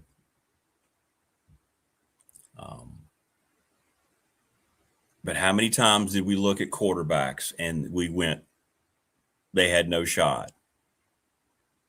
All right, go through every game. South Carolina, Vanderbilt, Old Dominion, right off the bat. Goss Brent Pry's job. How many times did we talk about it after the Armageddon show with Dwight? That whole next week, how in the world does Old Dominion get a quarterback that dynamic, and Virginia Tech hasn't had one since Justin Fuente's first 2 seasons? So now they seem to have that guy who knows this coach and this offense. And I'm just still going to say it. And when we get Phil Steele on, I'm going to ask him. I think that it's the most understated addition. Everybody's talking about 27 class and all this, but what about Ethan Grunkemeyer? I saw him hold up with a lot of poise for a young player. The Big Ten fronts are pretty good. Those coaches are really good. There's a lot of former NFL guys on those Big Ten coaching staffs, and they adjust. And I'm very excited for that. And I might end up being wrong. Maybe he comes in here and he doesn't. Maybe he's leveled off. Maybe he doesn't get better. Look, I'm never afraid to be wrong. I don't care about being wrong. I'm just telling you you're going to ask me my opinion about something, I'm going to tell you. If we're right, we'll remind you we're right. If we're wrong, we'll say I was wrong. We were right about James Franklin being the new football coach in Blacksburg, weren't we? And I think Grunkemeyer is going to be an all ACC caliber quarterback. I really do. Now I want to see when he gets going and we get practice shots and we can go out there, But I think he's a leader. I love the fact that he stayed quiet. We got great reports how he brought people together during spring. I think he's a low-key guy. He's not about himself. He's about the whole thing. He's got all the great things. I know Bud Foster said that at the Blacksburg Sports Club event. I'm going to remind when we get Coach on here, we're going to talk about that. And I know people will pile on me again, but that's okay. It doesn't bother me. It doesn't bother me. Family Fencing, by the way, sponsor of our studios here in Reiner, 540-200-8294, growing business. They can help out the privacy of your home, get a quote. They do great work, all types of fencing, commercial, residential. Doesn't matter. The type of fencing doesn't matter. McClellan Chiropractic, it doesn't matter what kind of body ailment you have, especially your back, your shoulders, your hips, your legs, whatever. Let Mark take you through his amazing array of equipment. 155 Walters Drive, Mark, sponsor of our chat room. That is just huge every day. We're also huge every day because we are presented by Pulaski County Sports and Entertainment. Thanks to all those wonderful people that are doing such a great job bringing Pulaski County into the forefront of not only local and regional status in sports business, but my goodness gracious, we are looking at the entire Southeast. They're building it up. Little River Heating and Air, 1095 Radford Street in Christiansburg, 540-553-2971. Charles Lee and Company, they are the best. The attorney Ryan Pry, he's the best at trust and estate planning, 701 West Main Street. Sponsor of our BDST Fan Question of the Week. National Bank, member FDIC. Saw all those great, wonderful, smiling, shiny, happy faces yesterday when I went down by the bank. They're the best. They're the exclusive banking partner of this program. They should be your banking partner. They've been mine for 35 years. Travis Williams, Professional Door Incorporated, residential commercial garage doors. He's taken his father's business to new heights regionally, nationally. 39 years in July. Can't wait to get into some of the great things they're going to be offering in year 39. ReadySetFund.com. Hut. Bob Christ, BOBCRST11 at Gmail. Go talk to the Floyd County Girls Softball Program. $4,300 they raised through Ready Set Fund. Nothing but 5-star reviews for the Smith Brothers and Sundown Electric. They communicate almost hourly when they're doing a job. They keep you updated on the materials, keep the price down, craftsmanship. They are the best.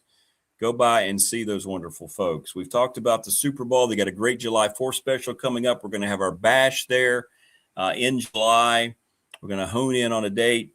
Go see them, 540-382-5525. Every weekend is Midnight Madness, by the way, 11 p.m. to 1 a.m. James Lawson Mobile Home Supply at 540-381-8011, 300 North Franklin Street in Christiansburg.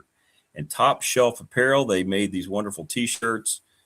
Brandon, they're one of the best printing places in our region. $20 if you want a T-shirt. Hit me up with that as well. Yeah. Is that everybody? Did we get everybody in? I think we did. For now.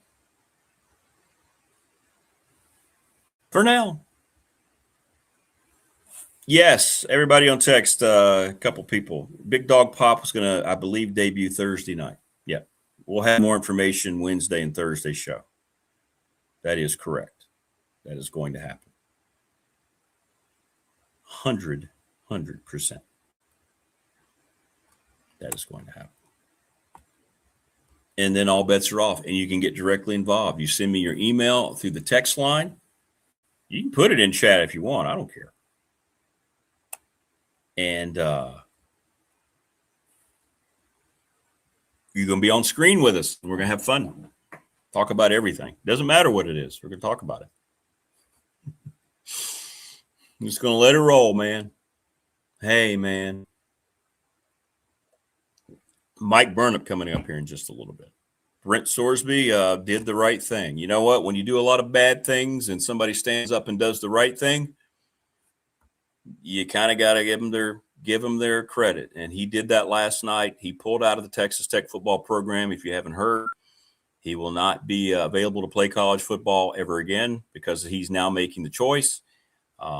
University announced after the Big 12 yesterday, shortly after we went off the air, about a half hour after we went off the air yesterday, Big 12 said we're going to sue Texas Tech. Schools were already saying, had already canceled games and other sports. All this thing was coming to a head. There was no way it was going to work. And Sorsby said, I'm not fighting this anymore. The school decided they were going to fight it continually. I think Texas Tech has a lot of folks that need to answer a lot of questions. We're talking about gambling on your own sport, on your own team's games. And yet here they were putting their entire reputation out there to fight this tooth and nail.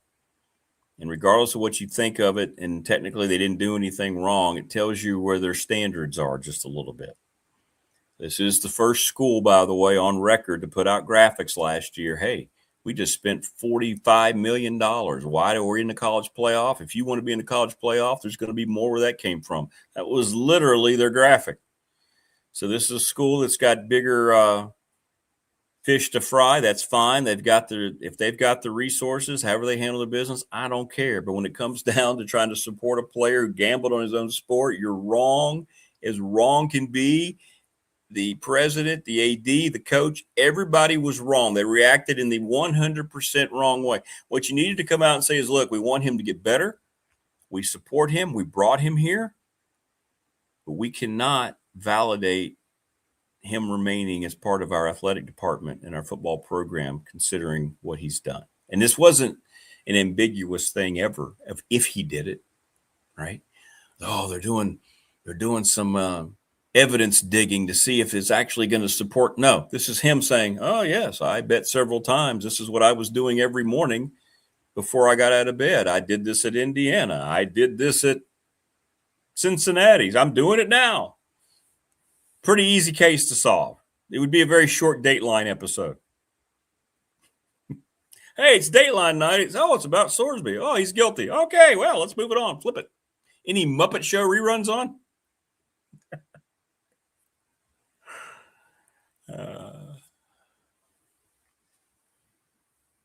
Yeah, I talked about that too, Chris, to your point. And he said that at our meetup, when I was moderating beside James Franklin.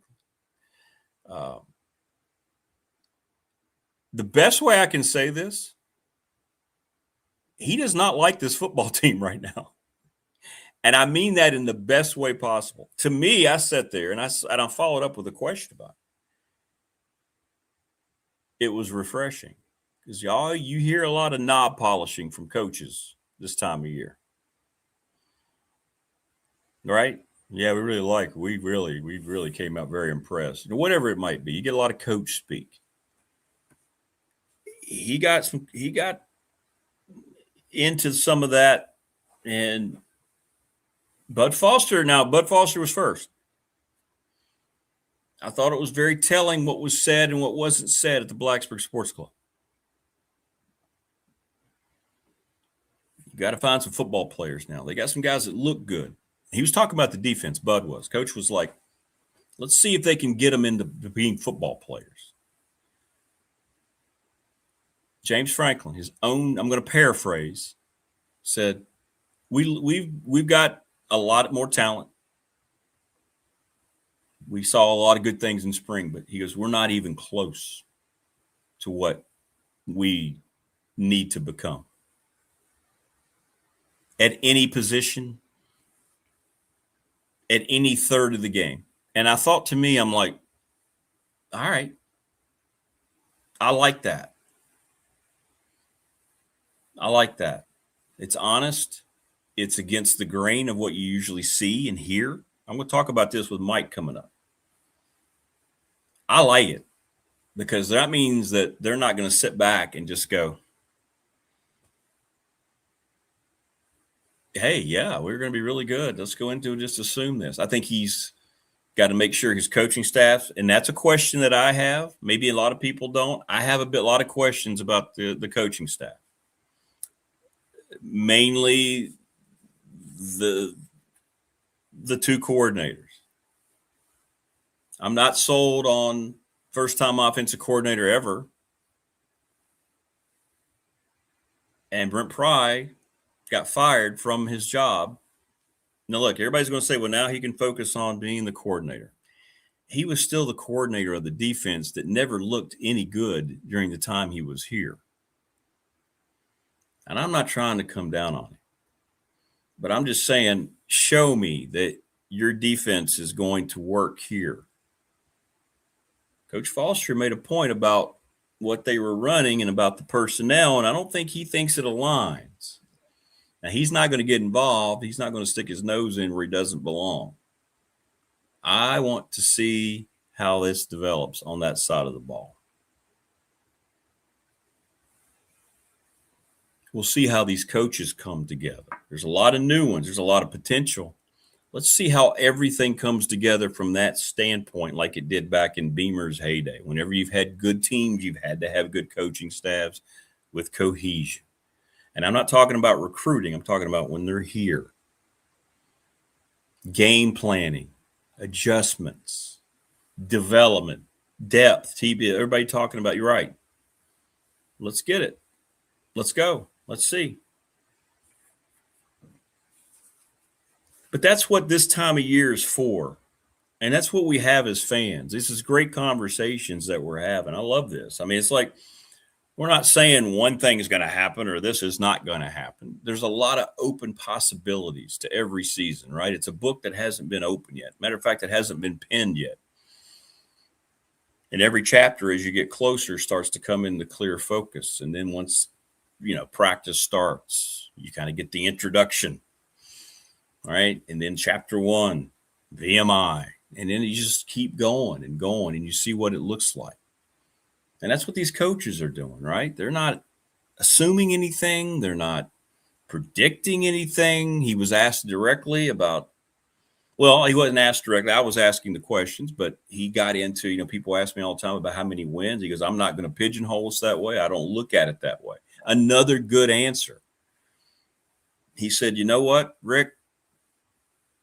I get asked all the time, how many wins would he goes, I don't do that. I don't look at this team or any team like a certain marked number of wins. I liked it. That's true, Chris. Yeah. You're right. Yeah. VMI is the preface. Yeah, you're right. By a different person writing about that book. Yeah, that's true. It's true. Yeah, VMI doesn't count. Yeah, it counts, but it doesn't count. Yeah, you're right. The first important chapter will be chapter 2, I guess we'll say. Well, yeah, we're gonna count that. We're gonna keep that there, Chris.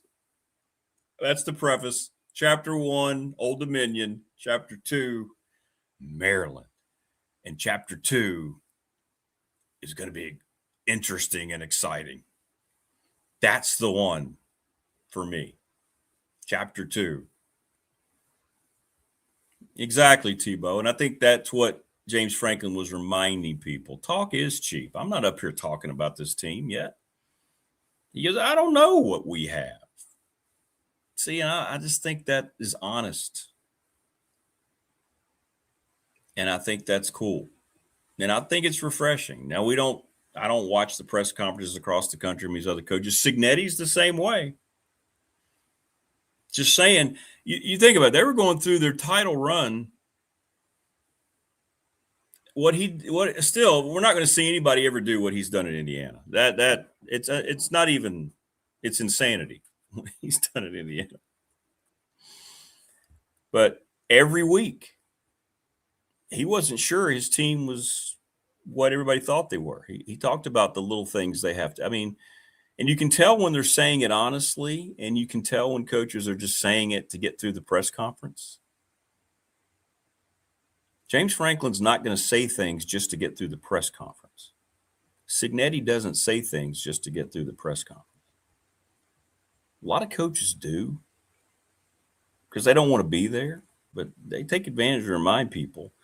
And I think a lot of these coaches use that as motivation for their team. They use that for motivation for their fans, and they want to get messages across to the opponent a little bit. I think it's very calculated, but not necessarily false information, but they kind of want to get some stuff out. And I think you're going to see James Franklin talk about this Tech team a little more confidently going into VMI week. But it is a first game. We're coming up in a couple months. And,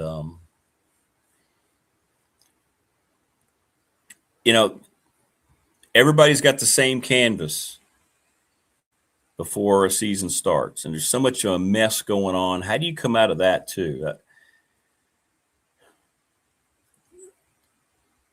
Darius Nichols, who's now the head coach at LaSalle, talked about evolve or die, Rick, in this new era. And he said it, 4 years ago, knowing where this was headed. How you've evolved completely as a program, which is what Franklin's reminding people about every day. Office renovations, facility upgrades, money coming into the program, money to be able to go out and, hey, we've got it for you, man. Notre Dame said we're going to have to say so long. We're your place. Boom. No other choice. How you handle all those things is big. And it's a tough era, man. I don't envy any coaches today. I know they make a hell of a lot of money, and people are going to – and I understand that. But it's very tough, especially – let's talk about the coaches that don't make a lot of money, and high school coaches and youth league coaches who are volunteering. It's tough to be a coach in any sport today, given all the pressures and the parental involvement and politics and all the crap. But at that level, coaching is still very, very important, maybe more so than now in terms of you have to kind of parlay it a little bit. And I think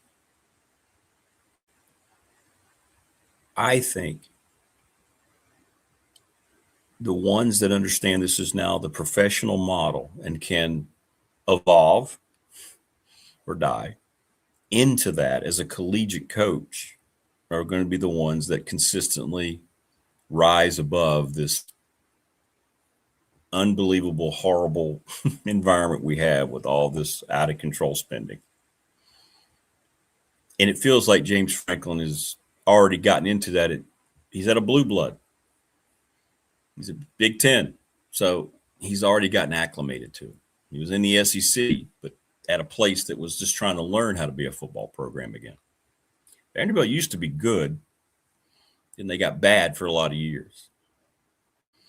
Tebow, you said it, and that's my whole thing, yeah. I think a lot of fans think guys are going to be good because of the name and the stars. And this is what I've been saying all along. I don't give a damn about any of that. How do they develop, and do they develop here? Everybody's get torn up over this 27 class. And I get it. I don't. And I get a lot of criticism. I get everybody all the time. Man, you're not playing up. No, I'm not. In this era, I'm not. I already hear things about some of these commitments that James Franklin's gotten. You think people have stopped recruiting them?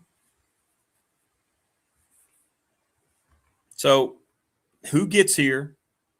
Who stays here? And who gives this staff a chance to develop them, like Todd Grantham talked about yesterday? That's going to be the key to your program. Yeah, on paper, right now, you've got guys who are verbally committed. It looks great, right? Oh, he's doing the depth thing just what he wants. But every program's dealing with this. Virginia, Kentucky, Alabama, Michigan, Ohio State, whomever, you throw one in there, Clemson. They all Okay, we got commitments. Now let's see if we can keep them through their final year of high school. Is there money? They haven't signed for money yet. Is there money asked? This is what's going on that you're not going to hear about from 247 and all these sites. The money ask will change because it's happening in basketball all the time. Okay? Chris, you know this is true. Some of these guys have an idea of the money they're going to make. If they have the massive final year of high school, all of a sudden their market starts to pick up. They're going to go back to the school they committed to and said, all right, well, listen, things have changed. I don't know how many coaches in our league lost guys. Yeah. Basketball guys, because their prices were raised and they simply priced themselves away from the school that they were committed to. So get them here and let's see how all that develops. See them wearing the Tech uniform, which I hope doesn't change from maroon helmet, maroon jersey, and white pant at home and all white on the road. But I know it will. And get them here and get them into the program and get them on the field. And then you can feel good about it. So that's why now I'm just going to go. I think you have to just go year by year. I've already done this at Radford.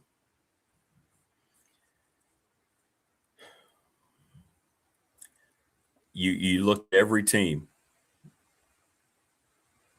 as that year. Darius Nichols, I talked to Darius last week. He congratulated me on my marriage. And he goes, Rick, this is all one. We're in this is year to year now. And there's not a coach. He said, there's not a college basketball coach in the country. And we're talking about basketball, but I think it is the same for football. He goes, there's not a college basketball coach in the country that is looking at their team beyond next season.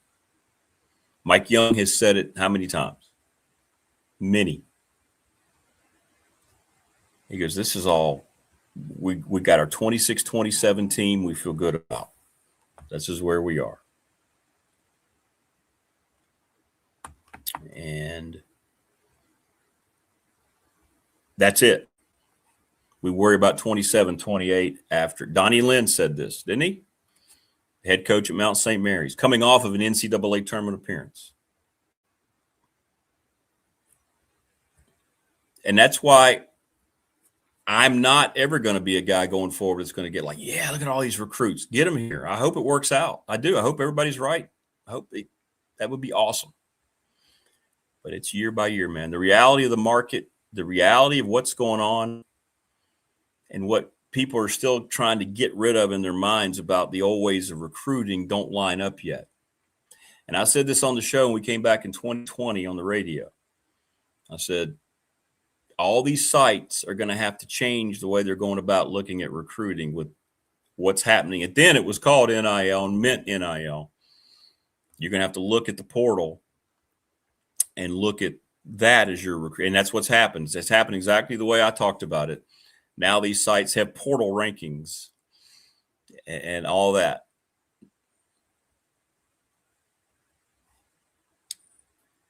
It's just, that's where it's flowing, man.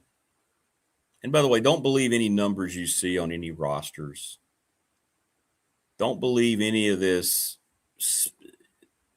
Seeing like South Carolina released a graphic, $30 million roster. That's not even close to the amount of money they've spent on their roster. Anything you see that puts a hard number on a roster is a lie. I see all these guys on X. Here's the most – we talked about this during college basketball season. This is how much this school spent. You have no idea. You're just making it up. You're grabbing money. You're grabbing numbers right out of the air, talking completely out of your ass because there's not any – no one's reporting what they're spending because they don't have to. No players are talking about it. Nobody knows. Even someone like Texas Tech who's bragging about it's probably underselling. Big Ten guy is the guy that tells me exactly what's happening. And if you think that half of the Big Ten isn't spending $50 million this year on their roster, you're wrong. They are.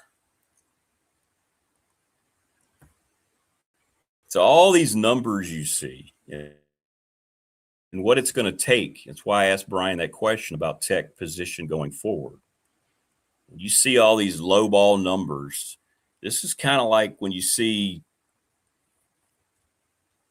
people who are shills for movie studios like Disney and so forth. We're going to talk about this on Big Dog Pop, trying to say that this budget was only that.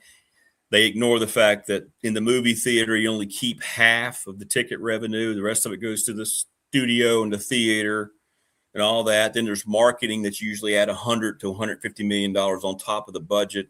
So a movie has to make over twice what it cost in total just to break even. And then people try to tell you it only needs to make this and that. It's not true. You have to make at least twice as much. And the marketing budget's always a lie. It's always a lie. So what I'm saying is don't buy into any of those numbers because they're not real. South Carolina tells you 30 million in the SEC. Really? Come on. I tell you what, I'm going to say this.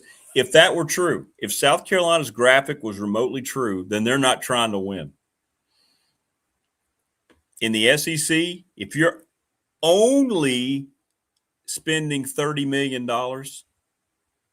you're not trying to win. So come on. I don't know why you released that number, but it's not accurate. I'd say it's double that number. Maybe you don't want people to know how much money it takes now. Maybe you're doing that for your donors. I don't know. Had to be a reason for it, but it's not accurate.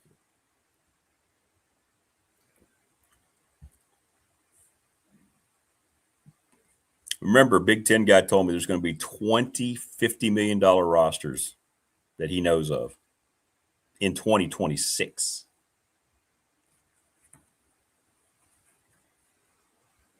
And Kurt and Kevin and people that are sending me messages on the text line, no, it's not going to end anytime soon. This is where we are, and we're going to be here for a long time. We're going to be here for a long time. Correct. By the way, I want to show you a picture here. I took this picture. Vandy spent $20 million last year. Okay. Look at that. That's me with my moon pie down at the beach, but I did not eat the moon pie because I told you I was going to do that on the show.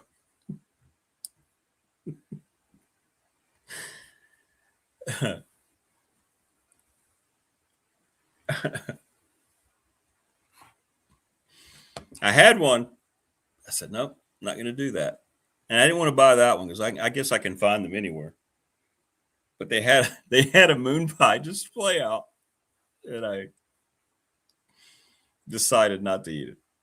I said, no, I'm going to wait and do it on the air, like I said. Maybe I'll do that on Big Dog Pop on Thursday. Maybe I'll eat the moon pie on Thursday.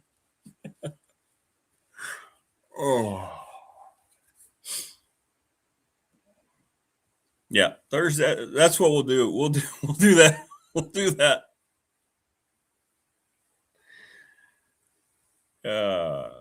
I'll have my Diet Pepsi and my moon pie Thursday on the debut of Big Dog Pop.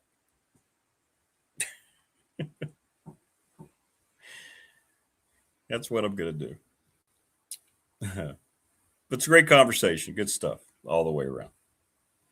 And thanks again to everybody. I meant that. I heard from people all day yesterday, and it meant a lot. I mean, all day on the text line, on DMing me about the marriage and the wedding. Thank you. It meant a lot.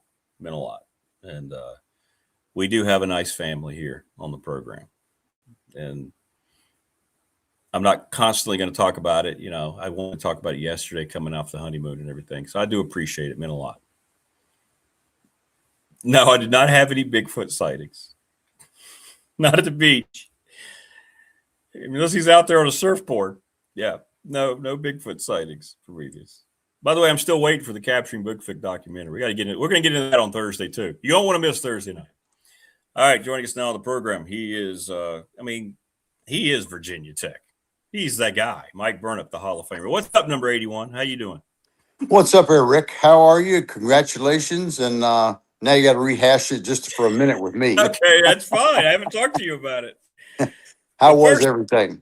Well, first of all, my friend, Emerald Isle is outstanding. If you ever decide you want to go on a short beach trip, it's not overly crowded. It is clean as a whistle. It's a south-facing view. It had all different types of demographics of people and everything, but it wasn't overcrowded. It's a resort area. There's no hotels on the beach, so you can just look out and see. It's food. It was awesome. Yeah. It was awesome. Did you get some tuna tips or alligator bites? It was so funny. The last night I went to this really cool place. I wish I could remember the name of it. I'll have to figure it out. Let people know. It reminded me of some places out in San Diego. And they had alligator. Anyway, I got up there to order. They were out. They ran out. And I was so excited. And I got there and they said, we ran out about an hour ago. Okay. That's what happens. They're popular. That's what they said. They said we run out about every week. And I said, we'll get more. So no, I didn't have any. But it was great, man. It was great. I strongly recommend it if people want to get away. A little different type of beach experience. If you get tired of going down to the same, parts of South Carolina, it's really nice. Really and the weather was good? Weather was good. We had sun every day. No rain. And it wasn't too hot. I mean, it was really good. It was really good. So, but you're used to the beach down in Florida, but it was nice if you ever want to go. Oh. I've heard it's beautiful there. I really have. Yeah. Yeah, it was good. It was good. Hey, I have one question for you. Did Marty and Rag show up? No, they did not. Daggone, I'm disappointed. That would have been great. Yeah, there they are. Come on over, guys. Showtime. Yeah, let's just do a show. Honey, I'll get back to you a little bit later. We got well, we got a lot going on. More good news on recruiting. They get, yesterday was one of those things that you don't see a lot of great things, Mike, about, where we are now with roster makeup. But Notre Dame talked to this kid and said, look, we got a guy coming in and we don't think that's going to work out for you now here, And what's the first place he goes? Virginia Tech. And I think it says a lot about how far James Franklin's brought this thing in a short amount of time to where his only choice after Notre Dame kind of said, see ya, was Virginia Tech, and now Tech's getting their first linebacker commit, and it just kind of shows you the status of where they are right now. I thought it was very impressive. Yeah, no doubt. I mean, he's made great in-house relationships with these kids and these families, and it's showing up on the recruiting trail because that class is moving up. Seemed like every week it moves up a little bit higher in the rankings, and that's a good get. And that's what happened, Ricks, when you got all these kids that come on campus and they commit, and then it's like you don't have space for some of them, and it's like somebody's gonna get left out, and that's gonna happen. And you just hope that all these kids it's gonna make for one thing. That's great competition, and the key is going to be, can you keep them, at least the ones that you want, because you got all these high profile kids that are coming in. And you got to be able to keep them to make that depth. They need depth, and some kids are good for that. And some kids say, nope, I don't want to be second or third. That's I want to play somewhere else. And that's going to be a key moving forward. But, gosh, it's been great so far. Well, it is. And something else I like too, Mike, going back to when I got to spend a little time with Coach Franklin, was he's not happy with the roster, right? And what I mean by that is he likes the progress. He likes the team he has. But he's like, we're not a football team. And Coach Foster kind of made the same reference at the sports club that night. We got to find some football players now. To me, that's refreshing. I like to hear that. We get so much coach speak. Oh, yeah. But he didn't say that. He goes, folks, what you saw in the spring is not going to be anything what we need to look like in August. And I love that. And I like that kind of transparency from a coach. Yeah, it's true. And that's the thing. And that's the thing here now, Rick, is you got to get through this year. I mean, all those kids are really good recruits, and the class is great, but they're not going to be here this fall. So that's right. You got to worry about them next year. You got to make sure they stay committed, and the way you do that is have a decent season. Get some wins, get that momentum going, and they'll be more excited to get here. And a lot of them will probably try to get here in the winter semester so they can get a jump start on spring and all that sort of stuff. So yeah, the key is to get this year in, out, have a good season, show progress, try to get to a bowl, win as many as you can. And man, next year with that class coming in, that's going to be some really good competition, and there'll be more roster turnover like it always is. But Of course. yeah, but it should be. The future is definitely bright. That's no question about that. I wanted to ask you, and I guess I haven't done it as much as I wanted to, but I'm really high on Ethan Grunkemeyer. And you saw him a lot more than I did, obviously. You saw him basically every day. How do you feel about him coming in after the success he had in the Big Ten? I mean, he's already showed us what he's capable of doing. I feel like of all the guys coming in, of course, it's the most important position. It's easy to say that, but I'm really excited about him being here. And I think he could develop into an all ACC quarterback. What did you see out of him you liked, Mike, the best during the spring, getting ready for the summer? I thought he was a really good field general, Rick. He can read the defense as well. He knows when to step up in the pocket. He knows where his dump down receivers are. He can hit the tight windows. He can make all the throws, the outside cuts and whatnot. He's not afraid to throw the ball over the middle. He's got great chemistry with Luke Reynolds at tight end he brought with him. And the other guys, the other tight ends, like we talked about, they caught 17 passes in the spring game. So, I think that the Brown kid transferred in from Duke's going to be a real asset to him in that slot, because the slot guy is so important. He's so quick. He's such a matchup problem. But I think Ethan's the real deal. And he's not as big as some of the other quarterbacks that you've seen, but he's got a set of wheels. He can get himself out of trouble. And, when you got another guy pushing you like Bryce Baker is, and the freshman's very talented, Troy Hune, I think it's even making him better and better every practice, because he's constantly going to have to look over his shoulder and say, hey, that guy made some good throws there today. And That's right. one scrimmage he missed, that's when Hune came out and had a great day. He had 4 touchdown passes. So I think he understands his role, but he's a good leader. I think the kids look up to him, and he's one of those guys that can make every throw. He's a key piece to the puzzle, no doubt. Yeah, and Reynolds made the joke, hey, Brady and Gronk, Blacksburg, hey, Tech fan would take that in a heartbeat, wouldn't they, if those two guys could develop a Tech version of that combination? So why no not? doubt. Yeah. Why not? Yep, they sure could. And, of course, the key to that is the offensive line. I know we've kind of talked about that, and that's still kind of in progress, isn't it? Especially the depth part of the offensive line. Well, it is, but they got more players now, and they got more bodies to look at. And some of those kids didn't even participate this spring, and some were limited. But I think come fall, that group's going to be really, really good. And they're going to have at least 9 or 10 guys that can play, which is probably better than the 6 or 7 from last year. And they may have more than that. I mean, some of those kids that transferred in will likely become starters, maybe. And so, yeah, that competition is going to be better, and that is a key. But even getting through spring like they did, protecting the quarterbacks, I thought they did a good job as a whole. So they're only going to get better. And having Matt Moore, have that consistency coming back, I think certainly helped too. Mike Burnett joining us on the program. Thanks to Louise Baker, Team Long and Foster, 540-320-0382 for Louise. Well, it's all vibing in a good direction. He's going to get his office renovated, I saw, for almost $200,000. But it's one of those things, again, he wants to bring families and recruits in there and their agents and have a place that, is like he's talked about all along. Mike, he's talked about it with you a lot, you and Bill, right? I mean, you got to look the part to a certain degree, right? If you're going to walk the walk, you got to look it. And that's what he continues to try to improve. Yeah, it has to look, smell, and feel like big-time football. Right. And that's what he's doing. They're ripping that Merriman Center apart, changing all kinds of stuff around. They want to try to get it done by August, because that's when it gets hectic and crazy, and they'll be over there daggone near 24/7. So they want to get it done so they won't have those workers around. But it's a work in progress, and needs to be better. It's been there since Dooley was there. Coach Dooley was there. So a lot of change happening. It's all for the good too, Rick. Right. Exactly.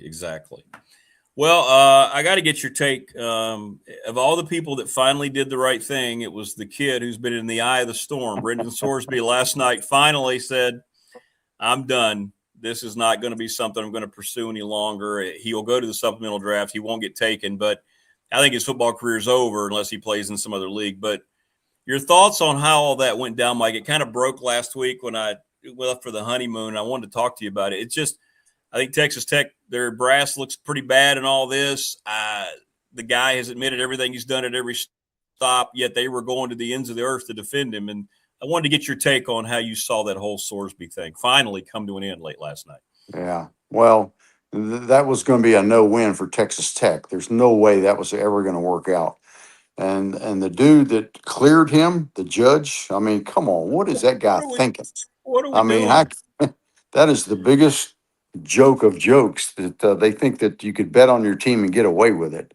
So I'm happy that it worked out that way. I mean, I think the outpouring of criticism to the league and to Texas Tech was all justified, and there was no way it was going to work. I mean, you talk about a lot of times you hear back in the day that a team would have a bounty on a kid's head, a quarterback. Oh, Can you imagine like these other teams playing in the Big 12? Like, okay, dude, you're going to pay the price here today. We're going to come after you. I don't care if we win or lose. We're coming after you. And so it was just a no-win thing. And Texas Tech, they had to part ways. There was no way that was going to happen. And they spent a lot of money on him, and it's crazy how that worked out. But that should have never gotten to that point. Betting on games, $90,000 on all the bets and on your own team. It's nuts. I mean, you can't. That's rule number one. You can't do. And to think that he could get suspended for 2 games, I mean, it was a joke. Biggest joke of all time. And I think they have a lot to answer to. That people need to ask some tough questions about why this was something you so eagerly accepted in your program. I can't imagine many other schools doing that. You could say, look, we want the kid to get better. We understand he's got a problem. This could be something that affects his livelihood, his life. He might not even, guys, they get really depressed when they lose a lot of money. Things happen, Instead of that, it was, no, he's going to play here. You can't tell us what to do. It was bizarre the way the whole thing was handled. Yeah. And it's a black eye on Texas Tech. I mean, that should never have gotten to that point. And the judge, again, whoever ruled in his favor, I mean, how impartial. Like, come on, man, you cannot think that that's okay and real and forgivable. I mean, you just can't do that. I'll never forget when Alan Tisdale, remember Tizzy played for us, the linebacker at Virginia Tech, and he admitted that he bet on I think it was the NBA. I think the NBA finals or something he bet on. Right. And got suspended for like 9 games, and they cut it to 6, I think. But I mean, that just kind of ruined his whole year and season. I mean, and here this dude's betting $90,000 and betting on his own team, and come on, it wasn't even close. But you just can't do that. It's rule number one. And all this betting and gambling that's going on, it's hard to tell how many other guys are doing the same thing on a smaller scale, maybe. But I know. It's stupid how that thing all worked out. It was. And the fact, I think it blindsided them when the Big 12 brought the lawsuit against their own school. Look, we're not going to let this happen, guys. You can make a decision now. So it's funny. Ross Dellinger has a great article, how quickly it came together yesterday once the lawsuit was released. Okay. How quickly it got changed around. Oh, I know. And it's just such a black eye. I mean, and all those other teams saying, hey, we're not going to play you. We're not going to schedule you. We're done with you. All that whole thing. And the guy that gave all the money. I mean, I understand that they're probably upset about that, but they should have done their homework. I mean, if they knew the guy had that issue and problem and it was hanging over their head, why take a chance on him? Because, for once, maybe somebody would do the right thing. Maybe not the NCAA, because they never seem to get involved, but somebody should have corralled that thing a long time ago, and it should never got to this point. Well, and look, somebody brought it up again here in chat. They've talked to me. I remember a couple years ago, and how Mike Young reacted when they got the kid out of Temple and they realized what he was involved in, and he immediately said, "No, this is not happening. Then we're done." And look how quickly he went in and ended it. Right? Yeah. And you can't do it. But yet here you had a whole institution going, it's fine. It's really yeah, fine. You're the quarterback. We're paying you millions of dollars. Come on, you can do this. We can get you cleared. Yeah, it'll work out. A couple games suspension against these non-conference team. Hey, no big deal. And you know, You'll be ready when the chips are down. Yeah. And to your point, I hadn't thought about that. He would have been every locker room would have had their own betting bounties on who hurt that kid the worst. I didn't think about that, but you're exactly right. Yeah. Yeah, they'd go after him big time. Just, I mean, it's like a mockery of the game that you can sit there and do that and get away with it. It is. Yeah. And I don't blame these other schools for saying, why would we want to, if Texas Tech is going to react this way, why would we want to try to do anything with them? I understand why other schools were going to take some action, and all other sports. At that point, you have to assume it's okay for them in every sport, right? Oh yeah. Yeah. Just go find a judge that'll help you out and get you over the hump, right? That's why the NCAA's got to just get a grip on this thing, or Congress or somebody. Just like, let's get the rules back to where they should be. Put the guardrails up, and you cannot do this, this, and this. And if you do, these are the punishments, and you won't have these issues. I mean, it's just out of whack so bad. Well, that's the thing that's discouraging to me, is that this should have been the easiest slam dunk ever. The NCAA made the right initial ruling, yet you still had one judge, like you said. Now, it didn't hold up, but I don't know if we're ever going to have a power structure, not from the NCAA. I don't know if this thing's ever going to come back to any kind of organizational discipline from anybody. I don't see it happening. I really don't. I hope I'm wrong, but I don't see it coming out of anywhere, Mike, at this point. Yeah. I think eventually they'll get it under control, because the way the whole thing is now, it's not sustainable. So I think at some point here, whenever that is, they need to get it right. And I think they will. I mean, there's too much money involved, too many people involved, too many smart people involved. You don't want to destroy the game, destroy the Olympic sports. And there's just too much good out there. And just look at the ratings for like women's softball and baseball and the NCAA tournaments. I mean, it's just too good to screw it up. And, you can't do it. Hopefully they'll get it fixed. Yeah, I hope you're right. And you're right. It's too much. The money, maybe the money somehow ends up being the reason they get it fixed, right? Because there's too much of it right now being spent and thrown. But maybe the fact that the money is the TV contracts and Super League potential, maybe that'll bring some common sense back into it. I don't know. Yeah. We'll see. Common sense has been lost in this whole thing. That's for sure. Yeah, it has. It has. Those guys are making big bucks to make screwed up decisions. I know. Hey, what'd you think of the Knicks? I know you were watching the final. I haven't been a big fan of the NBA in a lot of years, but I liked the way they played, Mike. They're a throwback a little bit there. I like the Knicks. Yeah. I like the way they played the game.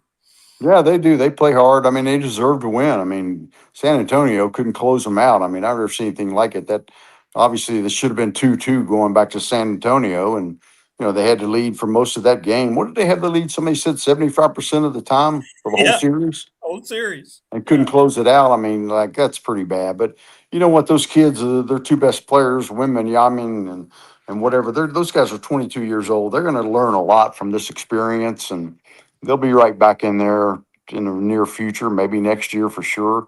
And they'll take a lot from this. But yeah, you got to be tougher and more mentally tough, and can't let stuff like that happen. Lose that big lead like they did. I really thought that last game would be a blowout, but San Antonio came out and played well like they had. Just couldn't hang on at the end. I mean, you could just feel it. You could sense it. I mean, the players, that happens a lot. You say, oh, here we go again. Yep. That happens in basketball. You can see it a lot. These teams that lose late games and can't seem to close teams out. I mean, it constantly happens, and that doubt kind of creeps into your mind. It's like, oh no, here we go again.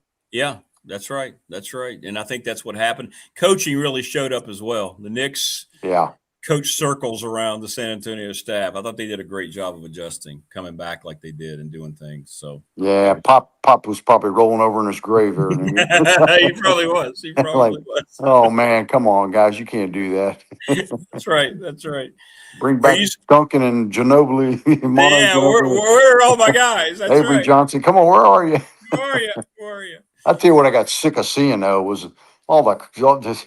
It's like ESPN. Every time you turn around, there's Ben Stiller. There's there's Spike Lee. He deserves a ring. I mean, come on, get away from all the stardom crap and just show the basketball. Yeah, especially nowadays when nobody cares about anybody from Hollywood. We don't care. They're just Yeah. they're all horrible people. Yeah. It's I just, don't care who's on the front row. I don't exactly.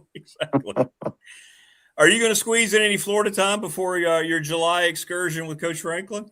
Yeah, I'm going down for the week of the 4th of July. So as soon as I get back, we'll get back on the trail there. And then I got several more places to go, Emporia and Fredericksburg, and I got a lot more left. But yeah, the last big one with Coach Franklin will be July 13th. So yeah, I'm gonna squeeze in another trip. That'd be my big one.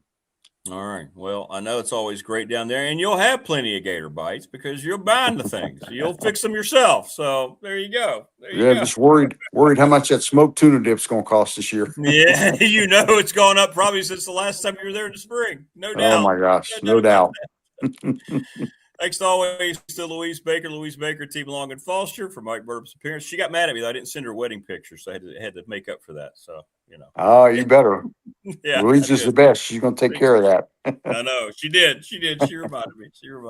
The wrath of Louise on Rick for the pictures. No, you don't. Nobody wants that. Nobody wants that. She's the best. She is. All right, man. So are you. Have a great week, and we will resume again next Tuesday. All right, sounds good, Rick. Congratulations again. Glad everything went well. Yeah, it went well. It's a great place. Happy Great for stop. Thanks, man. That's yeah, great. It'll be good. First time doesn't work. Second time, let's get it right. So let's see what happens. So. And there is no third. No mic drop. No. Number 2 or bust, baby. Here we are. There you go. Here we are. Good stuff. All right, brother. Yeah. Take care, Mike. Have a good All right, week, see you, Rick.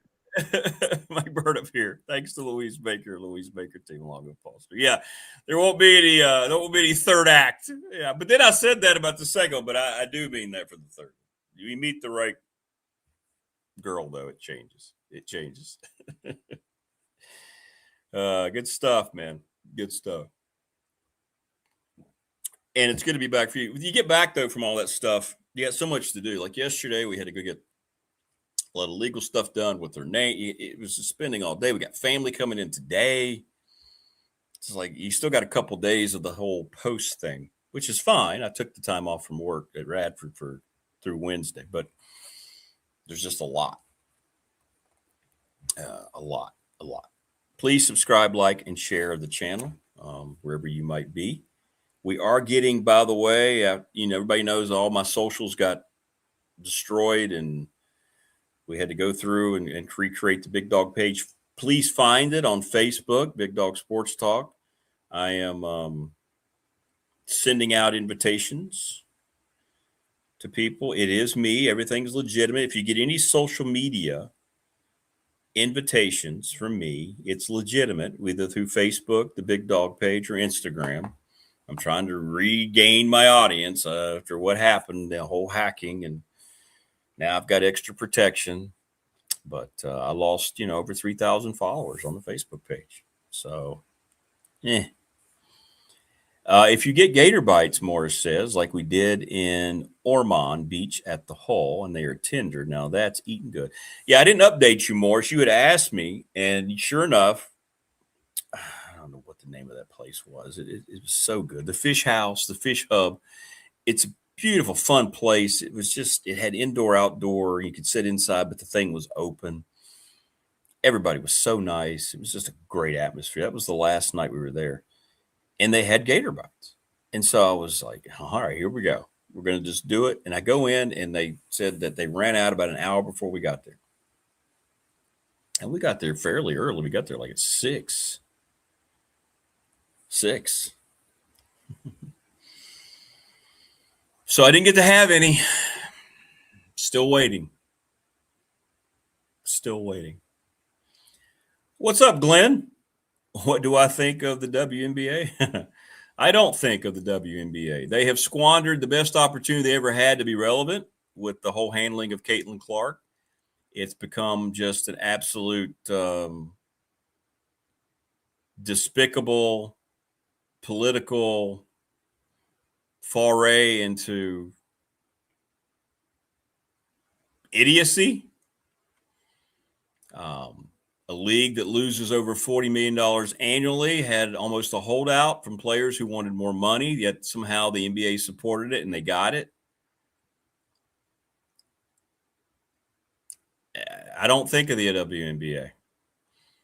I think it's a league that needs better leadership.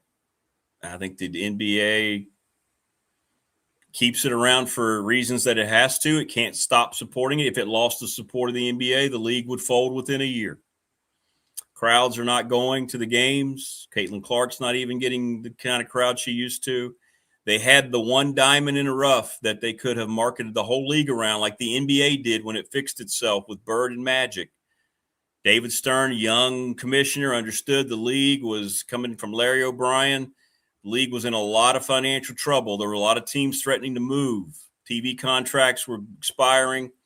And here comes Larry Bird, Magic Johnson, and the rest is history. The WNBA was never going to be that, but they had Caitlin Clark, a once-in-a-lifetime, generational, countrywide, worldwide recognized female basketball player, and they completely pissed it away. But the way that they allowed the rules, the players beat the hell out of her. They bring race into the whole thing. It becomes political. They don't market her. Her own coach decides not to play her. The league has, I think, forever stained itself. And they, until they decide to revamp it and get better leadership, fish rots from the head, Glenn. And the WNBA is just nothingness to me. I'm not going to waste any time with it. The NBA barely wastes any time with it. I think it's a daily embarrassment that they go out and continue to mishandle her the way that they have. That's my, my opinion. That's my opinion. But welcome. Thanks for stopping by, Glenn. Subscribe, like, and share. You're always welcome, man. Where's Vic been, by the way? Vic was always our headline guy. I thought he'd have the Sorsby thing up today. Did we lose Vic? Maybe he's on vacation. But, yeah, we got family coming in today, a lot of her family. So we got a big day ahead here as people who couldn't be here during the wedding. Yeah. Yeah, teammates don't back her up. It's weird. It's like this whole campaign to align against the one player that could have made the league relevant. I've never seen anything like it. The willing just I don't understand. I'll never understand. I'll never understand. So, yeah, we still got a lot going on post get back, but this is always good therapy. Thank you, everybody. You're awesome. Those of you in chat, those of you on the text line, all of our great sponsors that we've talked about, all of our great guests today with Marva, with Brian Siegel, and with Mike Burnup tomorrow. It'll be the Hump Day Wednesday edition. I know Keon will be here. We'll have Damian Sordelette. I hope we're going to have Teal. Maybe some other things lined up tomorrow. We shall see. But I hope everybody enjoys the rest of your Tuesday. Again, thank you so much for all the well wishes. Please let people know about the channel. We will have clips of the show on the channel. Congratulations, Glenn. There you go. On your talk. Okay, you're a New York guy. Hey, been bragging about your Knicks, man. I hadn't been watching a lot of NBA in recent years, but I like the way they played. 53 years, a long time, my friend. You've earned it. You've earned it. Congratulations. They were the best team, and Jalen Brunson's become maybe my favorite player in the league. Just watching the way he goes about his business, man. That's a real dude right there. That's a real dude. So congrats. Congrats. Take care, everybody. Thanks for stopping by. We'll see you tomorrow, 6 a.m. Don't miss us, 6 to 8:30 every morning. We'll see you then.